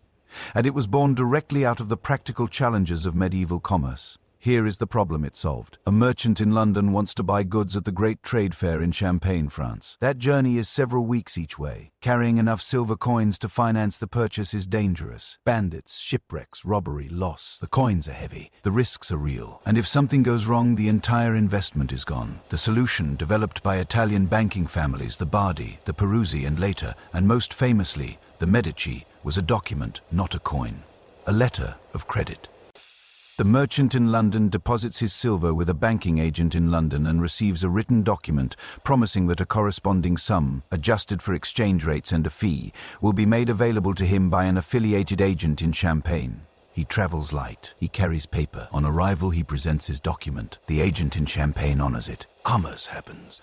No one carried a cartload of silver across the English Channel. The Medici banking network, which by the 15th century stretched from London to Rome to Constantinople, operated on exactly this principle at extraordinary scale. The historian Raymond de Rouver, in his definitive study of the Medici Bank, documented how the network functioned through a system of correspondent relationships between branch offices, each maintaining its own accounts, settling its own local transactions, but connected to the whole through a web of written documents and recorded obligations that amounted, in function if not in name, to an early international payment system. Think about what you are using when you tap your phone to pay for something in a foreign country. The underlying logic, a promise recorded in one place, honored in another, settled through a system of mutual institutional trust, is not conceptually different from what those Italian banking families were doing in the 13th and 14th centuries. The technology is unrecognizable. The architecture of trust is almost identical. There is a question I find myself genuinely unable to resolve when I sit with this history. The medieval money changer sat at his table and did something the church called sinful, that social prejudice made dangerous, that legal structures made precarious, and out of that uncomfortable, contested, morally ambiguous corner of the market square, he helped build the scaffolding of the entire modern financial world. Does that mean the ends justified the means? Does it mean that the moral frameworks people used to judge him were simply wrong? Or does it mean something more complicated? That important things are sometimes built in the wrong way by the wrong people under the wrong conditions, and that acknowledging the value of the result does not require us to pretend the process was clean. I genuinely do not have a tidy answer to that. I think that ambiguity is part of what makes this history worth sitting with. What I do know is this: that small wooden table in the corner of an ordinary medieval market square, with its stacks of mixed coins and its brass scale and its leather ledger, that table is the ancestor of every bank building you have ever walked into, every credit card in your wallet, every mortgage, every investment, every international wire transfer. It started with a man doing arithmetic in the open air, trying to figure out how many English pennies were worth one Venetian ducat, and the answer kept changing, which, when you think about it, is very much still true today. Speaking of things that are more complicated than they first appear, we have been so focused on the merchants and the traders and the financiers in this market that we've almost overlooked a whole other category of person entirely. The healers, the sellers of remedies, the people standing behind tables covered in dried roots and strange powders and small glass bottles containing liquids of very questionable provenance. Some of them knew exactly what they were doing. Their knowledge of herbs and preparations was genuine, hard-won, and in many cases remarkably effective by modern standards. And some of them were selling ground-up unicorn horn. The line between those two categories, and the genuinely fascinating story of how medieval people navigated it, is where we are headed next. And I promise you it is stranger, funnier, and more moving than you are probably expecting.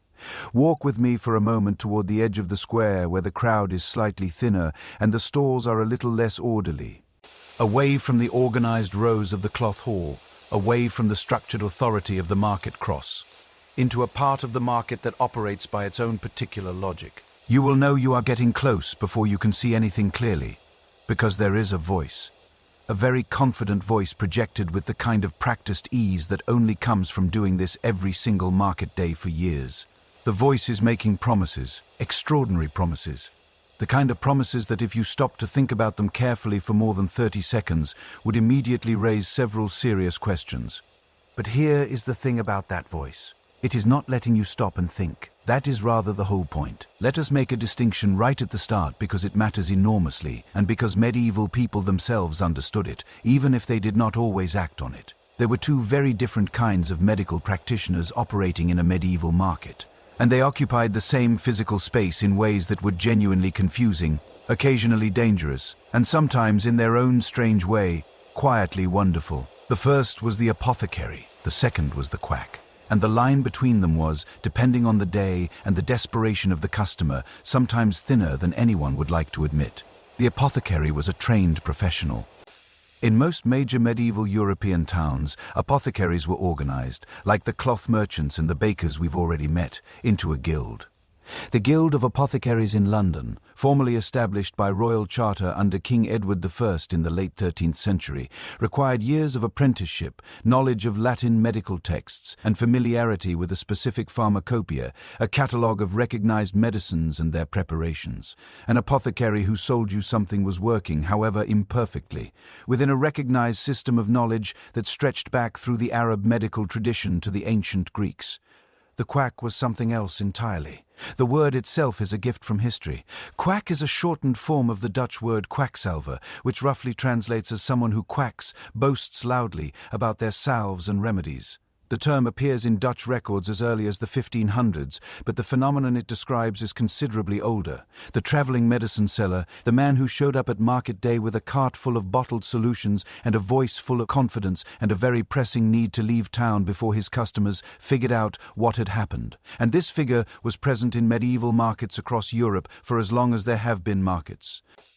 And the reason he survived, and in many cases genuinely thrived, is both more complicated and more sympathetic than the word quack suggests. To understand why, you need to understand what the actual medical options were for an ordinary person in a medieval town who was unwell. The options were, bluntly, limited. A trained physician, a university-educated practitioner of Galenic medicine, existed in medieval Europe, but primarily in cities and primarily for the wealthy. A consultation with a physician cost money that most people did not have. A hospital in the medieval sense was primarily a charitable institution run by the church, a place to go and be cared for and prayed over, not necessarily a place to be cured in the way we understand the word. What the ordinary person had access to was the apothecary, the barber surgeon who could be found a few stalls over and whose services we will discuss in a moment, the local wise woman or herbalist operating outside formal guild structures, and the traveling medicine seller. That was the complete list. And when you or your child or your elderly parent was genuinely suffering, and those were your options, the man with the loud voice and the colorful bottles suddenly looked a great deal more appealing than he might otherwise. So what was actually on the apothecary's table? Let me walk you through it, because the reality is a genuinely fascinating mixture of the effective, the useless, and the historically significant. First, the herbs. And I want to be careful here not to be dismissive, because the herbal knowledge accumulated by medieval practitioners, drawing on the traditions of ancient Rome, the Arab medical scholars of the Islamic Golden Age, and centuries of local empirical observation, was not negligible. It was, in many cases, the foundation of modern pharmacology. Willow bark was used in medieval medicine to reduce fever and relieve pain. The active compound in willow bark is salicin, which the human body converts to salicylic acid, the precursor to aspirin. Medieval practitioners did not know why willow bark worked, but they knew that it did because generations of observation had confirmed it. The 12th century abbess and visionary Hildegard of Bingen, whose medical writings Physica and Corsi et Curie represent some of the most sophisticated medical thinking of the medieval period, documented the use of willow bark, along with dozens of other herbal preparations that modern pharmacological research has subsequently validated as genuinely active. Garlic was used as an antimicrobial agent, again without any understanding of the microbiology involved, but with an empirically grounded confidence in its effectiveness. Poppy derivatives were used for pain relief. Cloves, which we met earlier as a luxury spice, were used in dental preparations, and the active compound eugenol is still used in dentistry today. St. John's wort was prescribed for what medieval texts called melancholia. Modern clinical research suggests it has genuine mild antidepressant properties. The knowledge was real. The tools were limited. The theory behind the tools was mostly wrong by modern standards. But the results were sometimes right anyway. Now, alongside the willow bark and the garlic, there were other items on that table that require a slightly different kind of discussion. Theriac was perhaps the most famous and most elaborate medicinal preparation of the medieval world. Its origins trace back to a recipe supposedly developed by the Greek physician Galen in the 2nd century, refined over the following centuries into a preparation that by the medieval period could contain anywhere from 30 to 64 different ingredients. The base was typically viper flesh, specifically dried and powdered flesh from vipers, which were believed to provide protection against venom and poison by a kind of sympathetic logic. On top of that went opium, cinnamon, various resins, honey, and a rotating cast of additional ingredients depending on the region and the apothecary. Theriac was sold as a universal antidote and general protective remedy. It was expensive. It was prestigious. Pharmacies in Venice and Genoa produced certified theriac under guild supervision and sold it at prices that put it out of reach of ordinary people. And while the opium component certainly had real physiological effects, the overall preparation as a universal antidote was, to be direct about it, pharmacological fiction. But it was pharmacological fiction endorsed by centuries of medical tradition, produced by respected institutions, and purchased by both ordinary people and educated aristocrats with complete sincerity. This raises a question I find genuinely interesting. Who exactly was the quack? The unlicensed traveling seller offering his cheap remedy at the market stall, or the licensed, guild-certified apothecary selling a 64-ingredient preparation of dubious universal efficacy at 30 times the price, with the full institutional backing of the medical establishment? I am not sure the answer is as obvious as it first appears. Then there was the category of remedy that sits in a different place entirely. The things that were sold not because anyone had observed them working, but because the stories surrounding them were simply too good, too ancient, and too well established to question easily. Unicorn horn, called alicorn in medieval medical literature, was considered one of the most powerful protective substances known to medicine. Ground into powder, dissolved in liquid, or simply placed near food and drink, it was believed to detect and neutralize poison, cure fever, and protect against plague. Medical texts from the 12th century onward described its properties with confident specificity. Kings and popes kept pieces of alicorn in their treasuries, not as curiosities, but as serious protective investments. Here is the thing. Unicorns, as you have probably worked out, do not exist. What medieval merchants were actually selling under the name alicorn was, in most cases, the spiral horn of the narwhal, a marine mammal native to Arctic waters, whose long, twisted ivory tusk bears a superficial resemblance to the legendary unicorn's horn. Narwhal horns reached European markets through Norse and later Danish traders who understood perfectly well the premium that the Unicorn Association commanded and had no particular interest in correcting the misunderstanding. A single narwhal tusk in the medieval period could sell for 10 times its weight in gold. The Kunstkammer, the wonder cabinet of Holy Roman Emperor Rudolf II, reportedly contained several pieces of alicorn worth a small fortune. And this was not a matter of ignorance limited to uneducated common people. These were among the wealthiest and most educated individuals in medieval Europe. The power of a good story told consistently enough over a long enough period of time is genuinely extraordinary. Now, let me tell you about the figure who combined the theatrical skills of the quack with a surprising amount of genuine competence: the barber surgeon.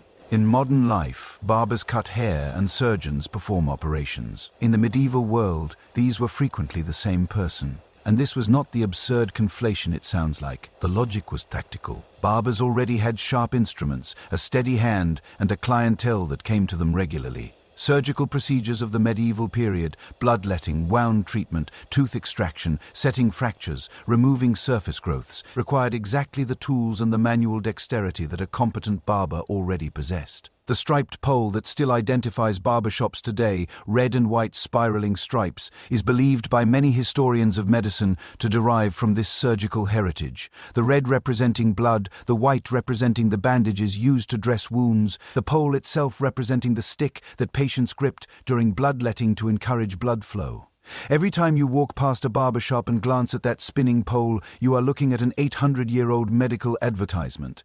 Bloodletting itself, the removal of what practitioners believed was excess blood from the body based on humoral theory that illness resulted from imbalances between the 4 humors of blood. Phlegm, yellow bile, and black bile was one of the most common medical procedures of the medieval period.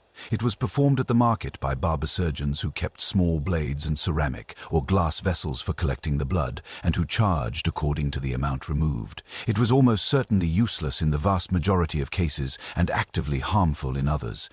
But within the intellectual framework of medieval medicine, it was entirely logical, and millions of people submitted to it with genuine faith that they were receiving real treatment. I think about that sometimes when I consider how we evaluate medical knowledge. The barber surgeon was not stupid. The patient was not stupid. They were operating within the best understanding available to them, applied as carefully and conscientiously as they knew how. The fact that the underlying theory was wrong does not make the sincerity of the effort less real, and it should probably make us at least a little humble about our own certainties. Here is a question worth sitting with. If you had been born in the year 1250 and you fell seriously ill, and your only options were the apothecary with the willow bark, the traveling seller with the ground narwhal horn, and the barber surgeon with his bloodletting kit, which would you choose? And the harder follow-up question, would the choice you made say more about the options available to you or more about you? I genuinely think about this because desperation and hope are not medieval phenomena. They are human ones. The person buying alicorn powder in a 13th century market square was not fundamentally different from the person today who, exhausted by conventional medicine's failure to resolve a chronic condition, turns to something that has no clinical evidence behind it. The emotional logic is identical. When official channels fail you, you look elsewhere and you hope. There is one more figure in this corner of the market that deserves a moment. The mountebank, a word that has entered the English language as a synonym for fraud and imposture. Its origin is the Italian montambanco, meaning literally one who climbs on a bench. Because the traveling medicine sellers of medieval and Renaissance Italy stand elevated on a wooden platform in the market square to deliver their sales pitch, ensuring that their voice and their showmanship could reach the maximum possible audience. The mountebank understood something important. He understood that the performance of confidence was itself a kind of medicine, that the theatrical ritual of watching an impressive demonstration, hearing a compelling story, and making a deliberate choice to purchase something represented an act of psychological agency that had real value to people whose lives gave them very little of it. Was he selling fiction? Often, yes. Was the fiction entirely without value? That is a more complicated question than it first appears. The afternoon is deepening now, and as we step away from the apothecary's table, willow bark carefully noted for later, alicorn powder politely declined, the market around us is changing in character. The morning's intensity is shifting into something slightly looser. The serious commercial business of the day is mostly done, and into that. Loosening atmosphere, a different kind of energy is starting to move through the square. There is music. Somewhere in the middle of the crowd, a voice is rising above the ambient noise. Not selling, not warning, not announcing, just telling a story. And the people around that voice are stopping, turning, leaning in. Because in a world without newspapers, without books for most people, without any of the information channels we take completely for granted, this person was something far more important than an entertainer. He was the news. He was the memory. He was the connection between this small market town and everything happening in the larger world beyond it. And the story of what he knew and how he knew it and what he chose to share, that is something worth hearing.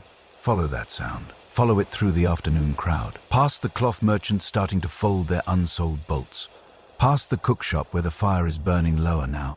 Through the press of bodies and the smell of the day accumulated. Hay, smoke, mud, and the particular warm density of hundreds of people in a small space. Follow it until the crowd opens up into a rough circle. And there, standing on a low wooden platform with absolutely nothing except his own voice and the complete undivided attention of everyone within 30 feet of him, is the man I have been wanting to introduce you to since we started this journey. He is not the most powerful person in this market. He is not the wealthiest. He does not hold any official title. He carries no legal authority. He cannot fine you or arrest you or determine the price of your bread. But he knows something that every single person in this crowd desperately wants to know. And he has figured out with considerable professional skill exactly how long to make them wait before he tells them. The word jungler comes from the Latin joculator, a jester, a joker, someone who plays. But calling a medieval jungler simply a jester is a bit like calling a smartphone simply a telephone. Technically accurate in the narrowest sense and almost completely misleading about what the thing actually does.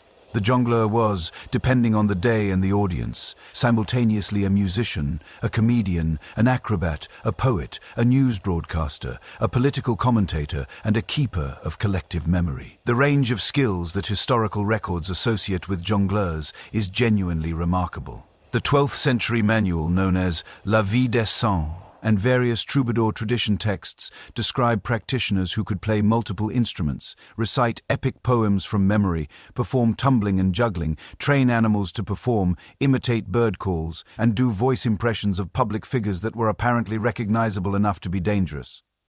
That last detail is significant because it points to something about Jongler's social position that is easy to miss if you think of him purely as entertainment. He was also, quietly but unmistakably, a satirist, a political commentator, someone who could say things about the lord of the manor or the local bishop that no ordinary person could say directly, because it was framed as a joke, a song, a story, a performance. And everyone understood the framing while also understanding exactly what was being said beneath it. Let me give you a specific example of how this worked, because the historical record is actually quite rich here.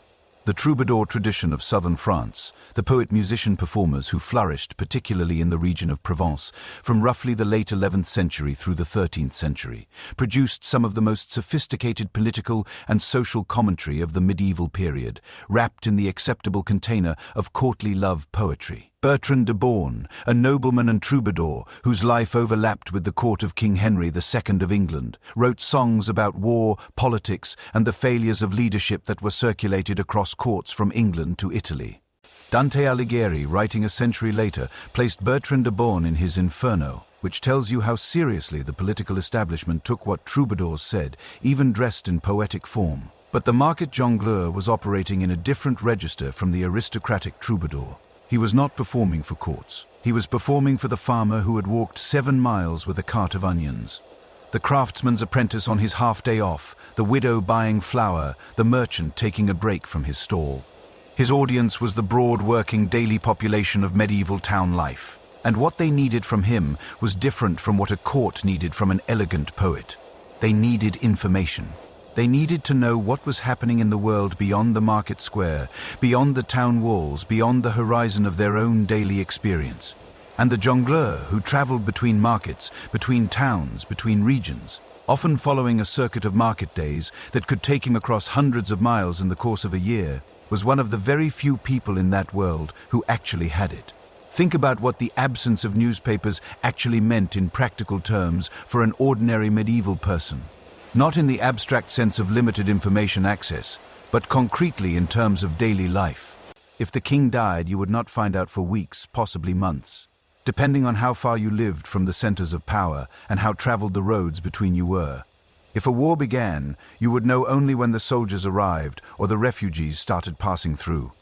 If a harvest had failed 3 counties over and grain prices were about to rise sharply, you would find out when the prices rose, not before. The gap between events happening and ordinary people knowing about them was not measured in hours or even days. It was measured in weeks and months. Into that information vacuum stepped the jongleur with his songs and his stories. He had been in the next town last week. He had passed through the market at Winchester 3 months ago. He had heard from a merchant he met on the road something about a dispute between the local lord and the bishop that was going to affect how taxes were collected next season. He had seen with his own eyes something extraordinary happen at the fair in Champagne. He was quite literally a walking news service, and he packaged his information in the most effective possible format for an oral culture. Story, song, dramatic performance, because information embedded in narrative is remembered far more reliably than information presented as plain fact. This is not a medieval insight, it is a human one. We still tell stories for exactly the same reason. The minstrel occupied a slightly different position in this landscape, where the jongleur tended to be itinerant and commercially independent, traveling between markets, earning what he could. The minstrel was more often attached to a specific household or institution, performing regularly for a consistent patron in exchange for food, shelter, and wages. The household accounts of English noble families from the 13th and 14th centuries regularly include payments to minstrels. The records of Edward I's court, studied by the historian Constance Bullock Davies in her detailed research on medieval minstrelsy, document payments to minstrels at Christmas feasts, at tournaments, at royal weddings, and at political gatherings of almost every kind. At the feast celebrating the knighting of Edward's son in the year 1306, the royal household paid wages to anywhere between 100 and 200 minstrels. The exact number is debated by historians, who had travelled from across England and from the continent to perform. 100 to 200 professional performers gathered for a single event. That is not a minor cultural footnote. That is evidence of a substantial, organized, economically significant, professional class of entertainers operating in medieval England at a scale that most people have no idea existed.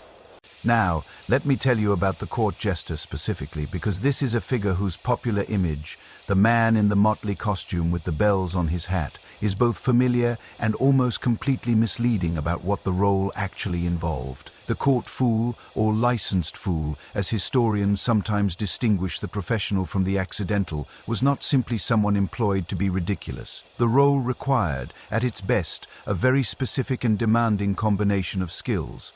The fool needed to be genuinely funny, consistently, reliably creative comedy in front of a potentially bored or hostile audience is not a trivial skill.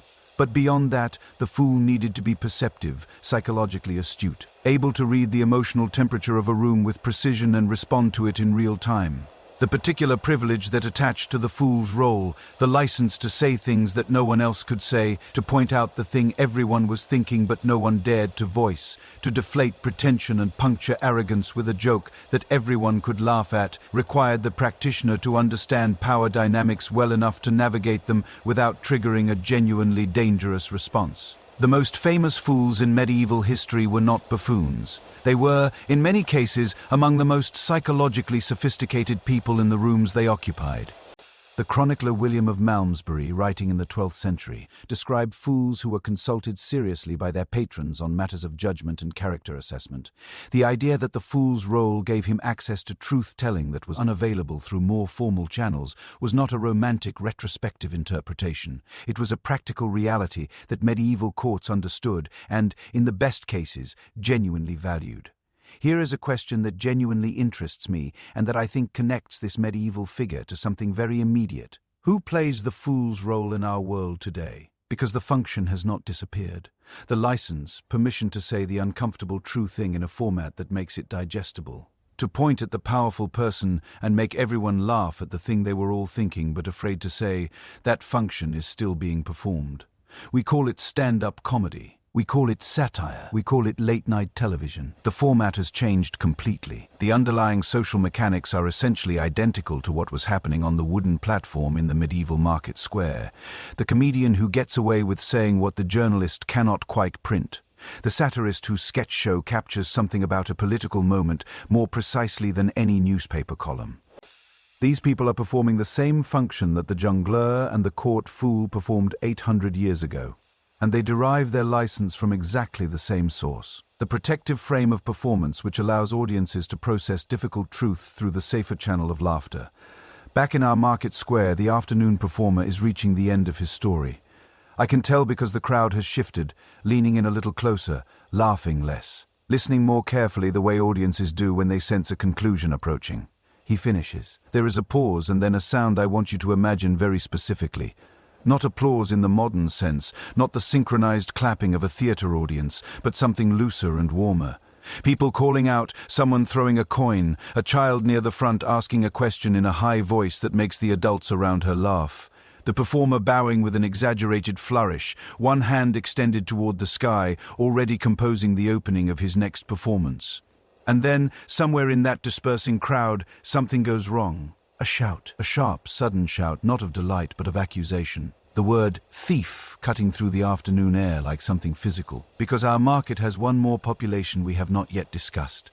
One more category of inhabitant who has been present all day, moving quietly through the crowd, watching the jongleur with everyone else, standing near the money changers table, lingering at the edge of the spice merchant's stall. The thieves. And the system, swift, public, occasionally brutal, that the market had developed to deal with them. That story is next, and I promise it is going to make you look at every crowded public space you ever enter with completely different eyes. That word cuts through the crowd like a blade. Thief. And something remarkable happens in the seconds that follow. Something that tells you more about how medieval justice actually worked than any legal textbook could. Because there is no police officer to call. There is no number to dial. There is no authority waiting in a building nearby ready to respond to an alert. There is only the crowd. And the crowd, it turns out, is the system. Watch what happens next. The person who shouted is already pointing, already moving. And the people around him, strangers, people he has never met, people who have no personal stake in what was stolen, are moving too. Not because anyone told them to, not because there is a reward posted, but because in this world, the crowd is the only law enforcement that reliably shows up. This is called the hue and cry, and it is one of the most fascinating, most efficient, and honestly most terrifying justice mechanisms that medieval society ever produced. The hue and cry, huticium et clamor, in the Latin of official documents, was a formal legal obligation in medieval English law, codified under the Statute of Winchester in the year 1285, under King Edward I. The statute required that any person who witnessed a crime or heard the shout of alarm from someone who was legally bound to join the pursuit of the suspect. Not encouraged, not invited, bound.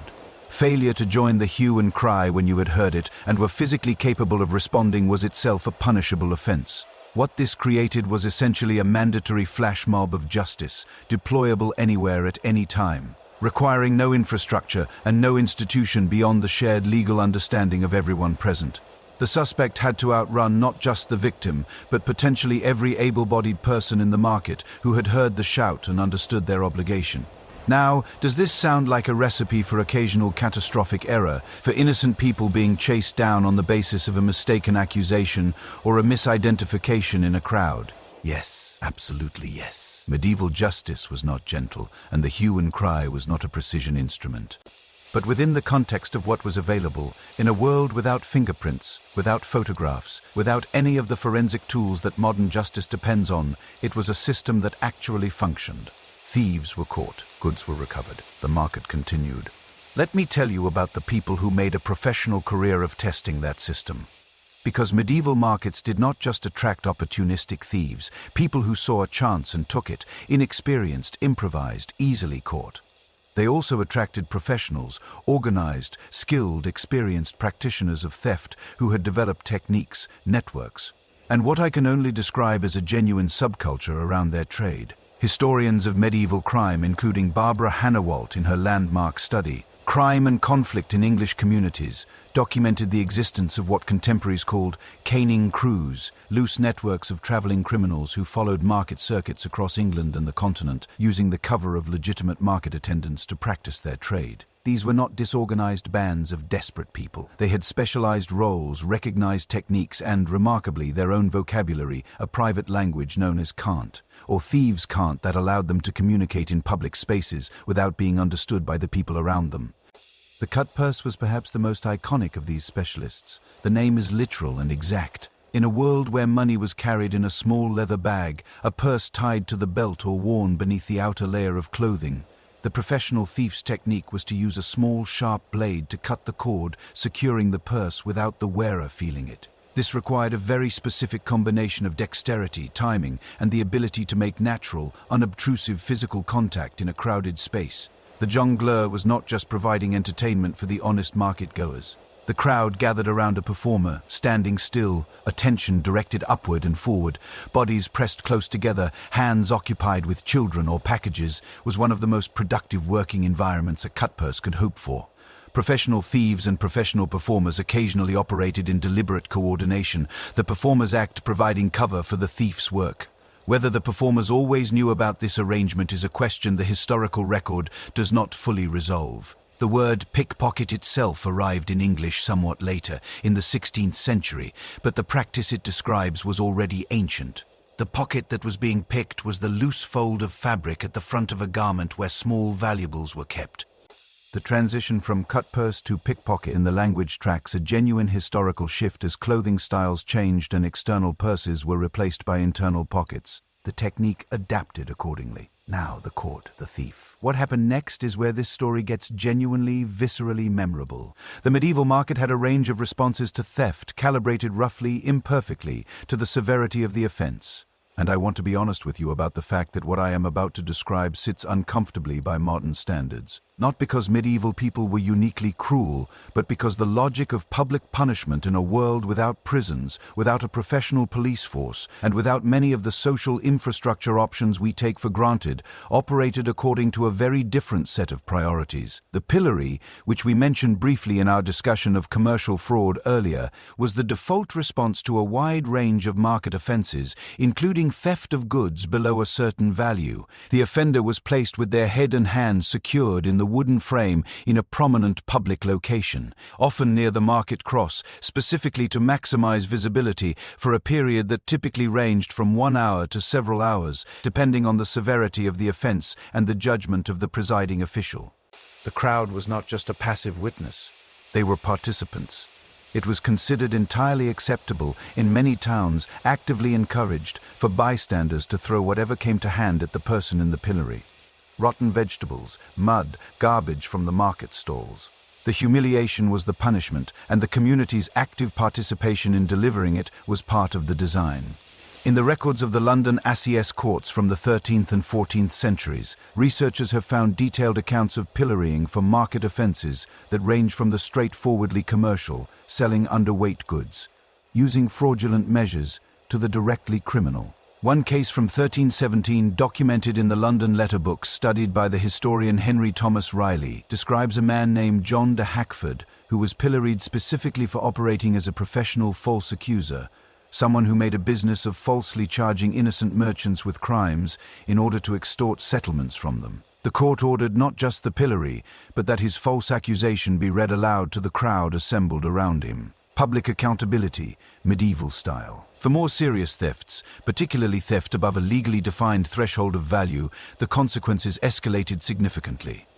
The relevant threshold in English common law, which remained remarkably stable across several centuries of medieval history, was 12 pence. Theft below 12 pence was a lesser offence handled through fines and physical humiliation. Theft above 12 pence was a felony, and a felony conviction in medieval England carried the possibility of the most serious physical punishments available to the court. The amputation of a hand, specifically the right hand, the dominant hand, for theft was a documented punishment in medieval England. Though historians debate how consistently it was actually applied in practice versus how often it appeared in legal texts as a theoretical maximum, what is clear from the court records is that the threat existed, was known, and was intended to function as a deterrent in a world where no other deterrent of comparable power was available. Here is the thing I want to say carefully about this, because the easy response is to simply categorize it as barbarism and move on. And I do not think that is quite right. Medieval punishment was public, because publicity was the point. In a world without prisons, medieval prisons existed primarily as holding facilities before trial, not as punishments in themselves, and without any of the institutional apparatus of a modern criminal justice system. The only tools available were physical pain, public shame, financial penalty, and exile. Of these, public shame was arguably the most sophisticated because it mobilized the community itself as an agent of enforcement. It made crime not just legally costly, but socially costly, in a world where social standing was almost everything. Was it just? Not always. Was it consistent? Certainly not. Could innocent people be caught in it through misidentification, false accusation, or simple bad luck? Without question. These are serious failures. But the underlying logic that a functioning community requires some mechanism for holding its members accountable to shared standards is not a medieval invention. It is a permanent feature of organized human society, and we have simply found different, imperfect ways of implementing it. There is a detail from the records of medieval market crime that I keep returning to because it seems to me to say something genuinely important about the complexity of the world we've been exploring today. In many medieval English towns, convicted thieves who had served their time, completed their public punishment, paid whatever financial penalties applied, were in theory free to return to the market on the next market day. There was no permanent record that followed them in the modern sense. No database, no background check. The community's memory was the record, and memory, being human, was selective and fading.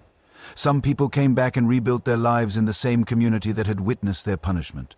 Some moved on to different towns. Some returned to what they had been doing before, presumably with better technique and considerably more caution. The medieval market was not, in this respect, a place of permanent judgment. It was a place of perpetual transaction, and the transaction of punishment, like all the others, eventually concluded, and the parties moved on. Here is a question I find genuinely interesting, and I suspect you might too. In a world where your reputation was your most valuable economic asset, where the guild's seal on your cloth, the accuracy of your weights, the honesty of your bread, the reliability of your word were quite literally the things that determined your ability to earn a living. How did dishonesty actually survive as a viable strategy?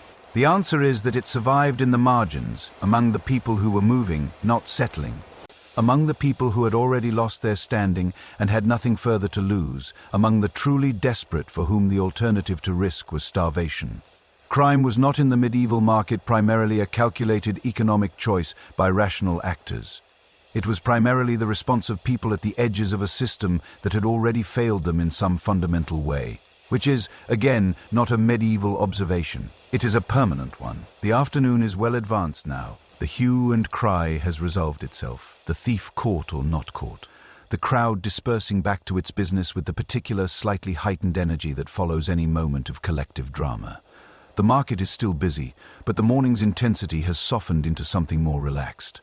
People are lingering, conversations are stretching, and as you stand there taking in everything we have seen today, the rules and the rule breakers, the merchants and their mysteries, the healers and their fictions, the performers and their truths, you start to notice something you had not quite registered before. A pattern running through the whole day, visible now that the noise is slightly lower and the crowd slightly thinner.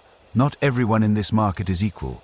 Not everyone shops the same things, stands in the same places, wears the same colors, moves through this space with the same freedom. There is a hierarchy here, and it is written not in words but in bodies, in fabric, in where you stand and who steps aside for whom. It has been in front of us all day, and we have been so focused on the commerce that we almost missed it entirely. The social architecture of the medieval marketplace, who belonged where, who was watched and who was trusted, who had rights and who was tolerated, is one of the most revealing things about the world we have been visiting. And understanding it changes the meaning of everything else we have seen today. That is exactly where we are going next. Stand still for a moment right here in the middle of everything. Do not look at the goods. Do not look at the stalls or the food or the coins changing hands. Look at the people instead. Watch how they move. Watch who steps aside for whom. Watch where different types of people cluster, which parts of the square they occupy, how they hold themselves, how much space they take up, and how much space others allow them. Because once you learn to read this particular language, and it takes only a few minutes once you know what you're looking for, the medieval marketplace stops being a chaotic crowd of individuals and becomes something else entirely. It becomes a map, a living, breathing, constantly moving diagram of exactly how this society understands itself. Who matters, who is tolerated, who is invisible, and who, despite being present in this space every single market day, has had to fight in ways that most people never notice just to be here at all. Let us start with the most visible layer of this hierarchy because it is quite literally visible. You can read it from 30 feet away without a single word being spoken. The clothing. We touched on sumptuary laws briefly when we discussed the cloth hall. But I want to go deeper here because the reality of how these laws worked in the daily life of the market is considerably more revealing than a simple list of regulations suggests. The sumptuary laws of medieval Europe were not occasional, reluctant interventions in personal dress choice. They were systematic, detailed, repeatedly re-legislated attempts by the ruling classes to maintain visible markers of social distinction in a world where commerce was constantly threatening to blur them. The English sumptuary statute of Edward III in 1363 is the most famous English example, but similar legislation existed across France, the Italian city-states, the German territories, and the Spanish kingdoms. The specific rules varied by region and by era. The underlying anxiety that produced them did not. Here is what the anxiety looked like in practice. A successful wool merchant in 14th century London, a man who had built a profitable business over 20 years, who employed apprentices and journeymen, who owned his own house and could afford to eat meat most days of the week, was by the standards of his commercial achievement a wealthy man. But he was not a gentleman, he was not a knight, he was not a member of the aristocratic class whose social position derived from land and lineage rather than trade. And the sumptuary law said, with considerable specificity, that he could not dress as if he were. He could not wear furs that were reserved for the nobility. He could not wear cloth of gold. He could not wear the specific shades of deep crimson and violet that distinguish the highest ranks of the aristocratic and ecclesiastical hierarchy. The law, in effect, was telling him, you may have the money, but you may not have the appearance. The appearance belongs to someone else, and the someone else has arranged for the king to say so in writing. Now, did merchants ignore these laws frequently and enthusiastically? Yes. The historical record is full of prosecutions for sumptuary violations, which tells you two things simultaneously. The laws were being broken, and someone cared enough to pursue the cases. The merchant class of medieval Europe was, across several centuries, engaged in a slow, persistent, largely successful campaign to wear whatever they wanted, absorb the occasional fine, and eventually render the regulations unenforceable through sheer collective non-compliance. But in the market square on an ordinary day, the coding was still largely working. You could look at someone and read, within a reasonable margin of error, their approximate social station from the fabric of their clothing, the color of their outer garment, the quality of their shoes, the presence or absence of fur trim, the style of their headwear. This was not incidental. It was designed and it served a very specific social function. It told everyone in the market who was owed deference, who could demand service, whose word carried more weight in a dispute. Let me introduce you to someone standing near the grain stalls, whom you might easily overlook, but who I think is one of the most interesting figures we will encounter today. She is a woman, probably in her 30s or 40s, conducting what is clearly a substantial transaction with the grain merchant.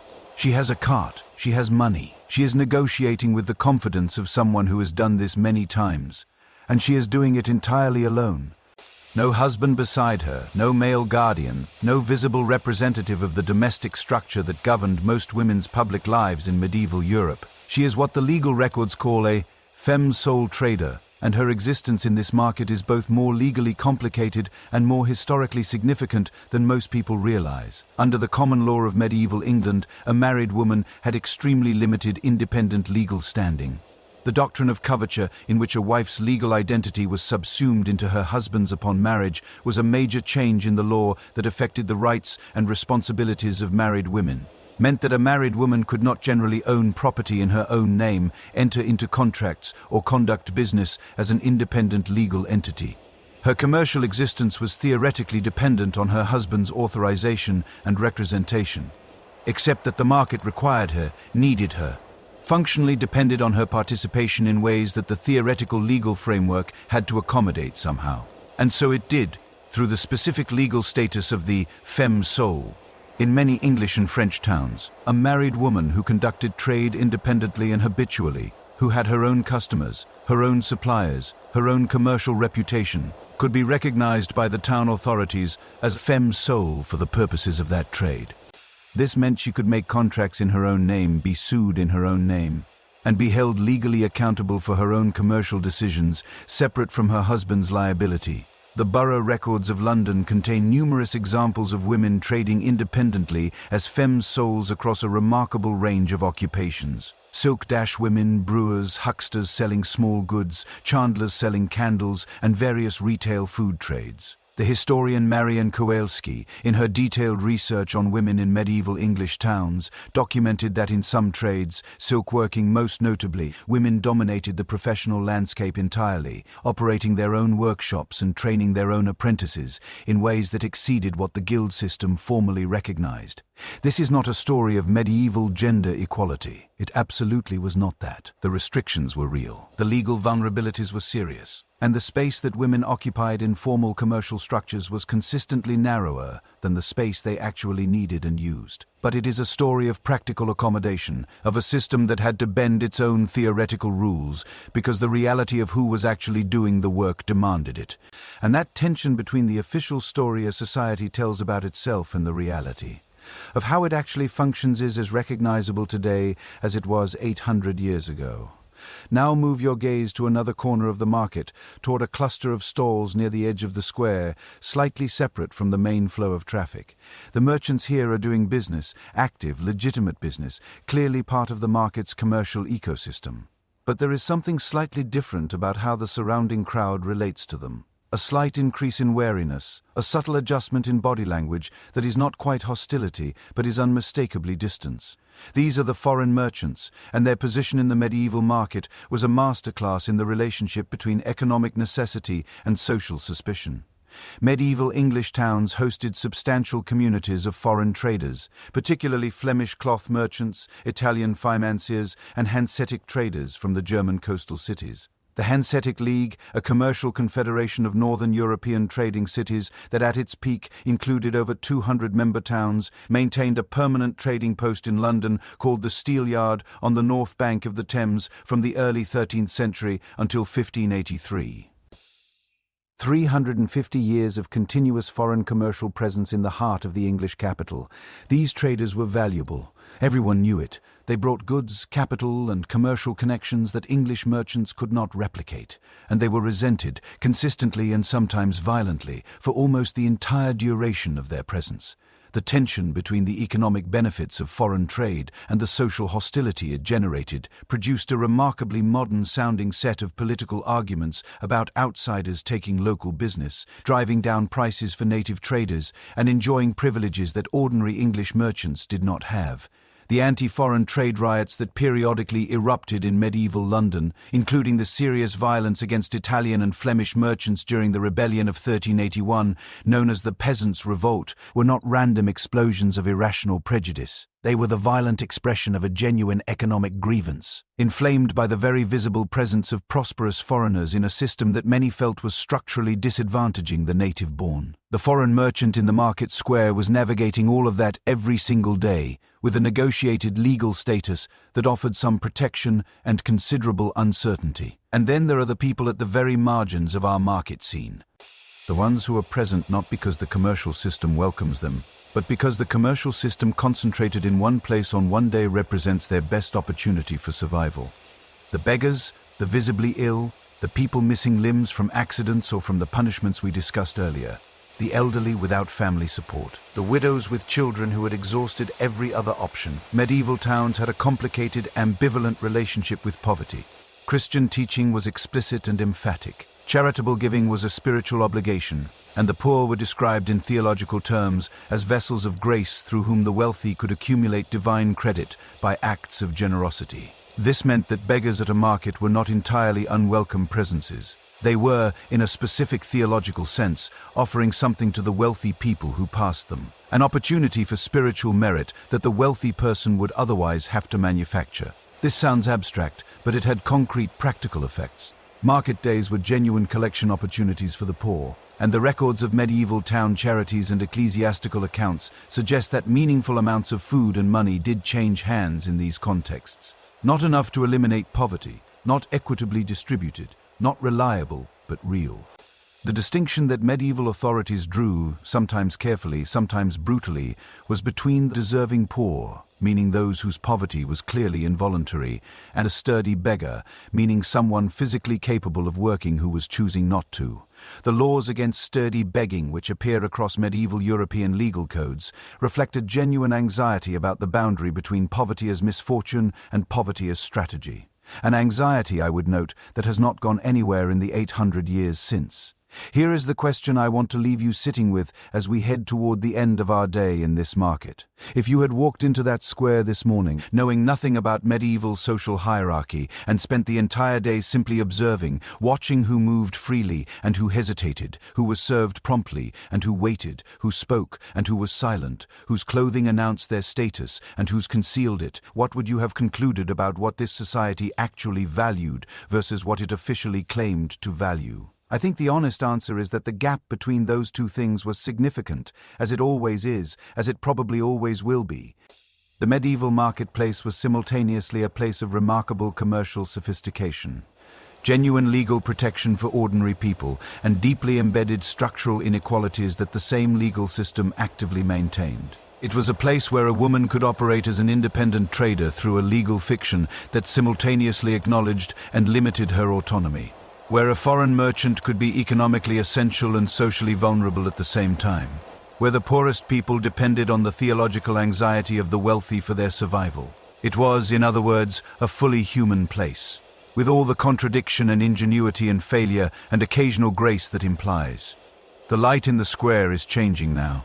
The shadows are lengthening, and somewhere above us, from the stone tower that has been counting the hours all day with its bronze voice, comes a sound that every person in this market has been tracking, consciously or not, since they arrived before sunrise.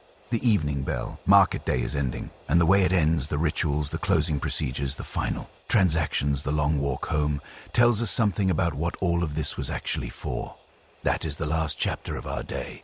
And it is the one that I think will stay with you longest, because it is not really about the Middle Ages at all. That bell, listen to it for a moment. Let it settle over everything we have seen today, over the grain merchants and the spice sellers, the cloth hall and the money changers' table, the jongleur's voice and the cut-purse's careful hands, the apothecary's jars and the woman negotiating at the grain stall with the quiet authority of someone who has earned every inch of her standing. The evening bell means the market is over, and the way a medieval market closed was in its own way just as deliberate and ceremonially precise as the way it opened. The market warden, that long-suffering official we met this morning with his brass scales and his no-nonsense expression, would make a final circuit of the square. Unlicensed goods still on display after the bell was subject to confiscation. Disputes that had not been resolved during the day could be formally registered for the borough court. The official trading period was ending, and the legal protections that came with it were closing down, along with the stalls. Merchants began dismantling their setups with the practiced efficiency of people who did this every single week. Trestle tables folded, cloth awnings came down. Animals that had been tethered and patient all day stirred with the animal awareness that something was changing. The square that had been packed with bodies and noise since before sunrise was beginning, in slow increments, to reveal the cobblestones beneath. And people were heading home, carrying what they had bought, counting what they had made, calculating in that quiet arithmetic of survival that runs beneath every market day in every era whether today had been enough. I want to tell you about a calculation that historians have actually tried to make because I find it one of the most grounding exercises in understanding what a medieval market day actually meant in economic terms. The economic historian James Davis, in his detailed study of medieval English market networks published under the title Medieval Market Morality, attempted to reconstruct the approximate volume of trade passing through a medium-sized English market town on a single market day in the 13th or 14th century. His estimates, drawn from surviving toll records, court accounts, and archaeological evidence, suggested that a town of roughly 2,000 to 3,000 inhabitants, which was a genuinely typical size for an English market town of the period, might see the equivalent of several £100 worth of goods change hands on a busy market day. To put that number in context, a skilled craftsman in 14th century England earned roughly 3 to 4 pence per day. There were 240 pennies in a pound. So the volume of trade passing through one ordinary market on one ordinary day represented, in labor terms, years of an individual's working life, compressed into a few hours and a few acres of cobblestone square, That number hit me differently than I expected when I first encountered it, because it makes concrete what is easy to treat as merely atmospheric. All the noise and color and complexity we have been moving through today was not spectacle. It was the economic engine on which everything else in that town ran. The walls got built because of this market. The church got its windows because of this market. The roads got maintained badly, but maintained because of this market. The whole physical and social fabric of medieval town life was underwritten by what happened in this square on this day every single week. Now, the things that survived. This is the part of history I find most quietly extraordinary. Not the dramatic events, not the famous names, but the ordinary things that traveled 800 years to reach us without anyone particularly intending to preserve them. Walk down the shambles in York today. You can do this. It is still there. Still one of the most intact medieval streets in England. And you are standing on a street where butchers have been selling meat for somewhere between 700 and 900 years. The overhanging upper stories of the buildings, which were designed specifically to keep perishable goods in the shade, are still there. The wide, flat shelves on the exteriors of the buildings, called shameless boards, where meat was displayed for sale, have in some cases been converted to window boxes. But the basic architecture of the street encodes its commercial history in its physical structure. You can read what it was designed to do just by looking at it. Walk through any English town with an old street plan and look at the names. Butcher Row, Fish Street, Corn Market, Clough Fair, which still exists in London near Smithfield and still carries in its name the memory of the great Clough Fair that was held there from the 12th century until the 19th. These are not decorative historical labels applied after the fact. They are the literal names that people used every day when these streets were doing the things the names describe. The commercial geography of the medieval market is preserved in the street map of the modern city if you know how to read it. And the systems. The weights and measures standardization that began with the Winchester bushel and the assize of bread and ale is the direct ancestor of every consumer protection law in the modern world. The Guild's quality certification seal is the ancestor of every trademark, every brand mark, every certification label. The letter of credit that the Italian banking families developed to move money across. Medieval Europe without physically transporting silver is the ancestor of the wire transfer, the credit card, the international payment system. The chartered market's legal framework, the idea that commerce requires a regulated space with enforceable rules and accountable participants, is the ancestor of every stock exchange, every commodity market, every regulated trading environment operating today. None of these things arrived fully formed. None of them were invented by a single genius on a single afternoon. They were built piece by piece through thousands of small practical decisions made by ordinary people trying to solve real problems.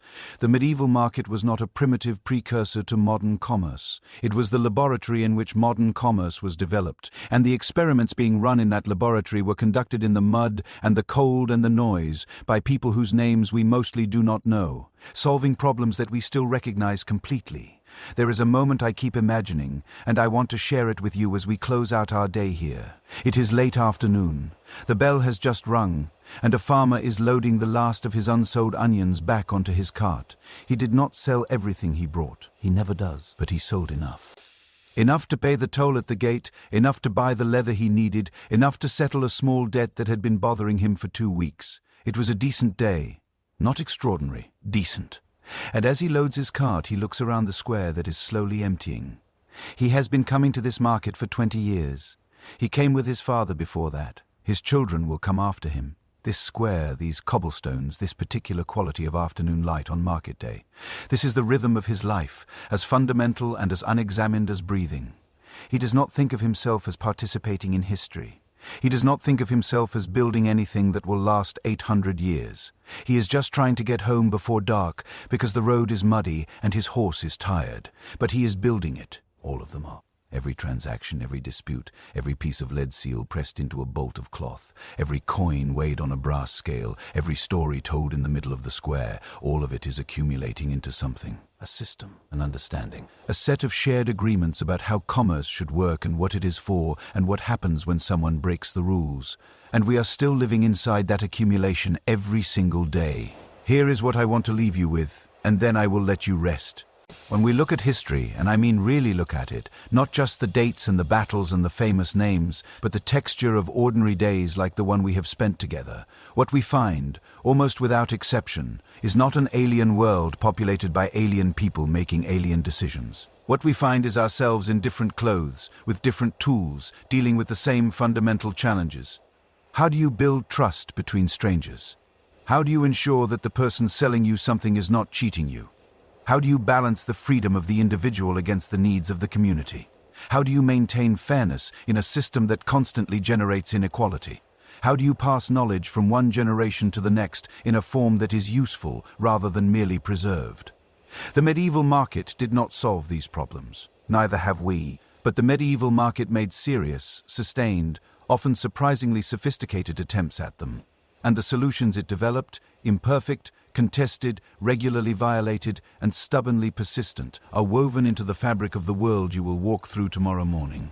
The next time you tap your card at a coffee shop, think of the money changer's table. The next time you see a food safety rating in a restaurant window, think of the market warden with his brass scales. The next time you are in a crowded place and you feel that instinctive awareness of your surroundings, that slight tightening of your grip on your bag, think of our cutpurse working the jongleurs' crowd 800 years ago and completely unimpressed by your vigilance. We are the continuation of that story, all of us, every day. And on that note, I want to say something directly to you, because you have been here with me for this entire journey. And that genuinely means something. Thank you. Thank you for following me through the mud and the noise into the extraordinary, complicated, endlessly human world of the medieval marketplace. Thank you for your patience with the details, your curiosity about the corners, your willingness to sit with the uncomfortable parts alongside the beautiful ones. History is only alive when someone is willing to actually spend time in it, and you did that tonight. If something we explored today stuck with you, a detail that surprised you, a connection you had not made before, a moment that made you see something familiar in an unfamiliar way, I would genuinely love to know. Leave it in the comments. Not because the algorithm rewards engagement, though it does, but because these conversations about the past are how the past stays useful, how it stays alive, how it keeps teaching us things we did not know we needed to learn. And if you want to keep going, if you want to walk through more days like this one in more times and places that most people have never really visited, then stay close, because the next story we are going to tell is one that I have been thinking about for a long time. A world just as vivid as this one, just as full of ordinary people making extraordinary things out of limited materials and stubborn ingenuity. The bell has rung. Our market day is over, but the road goes on. Good night, sweet dreams.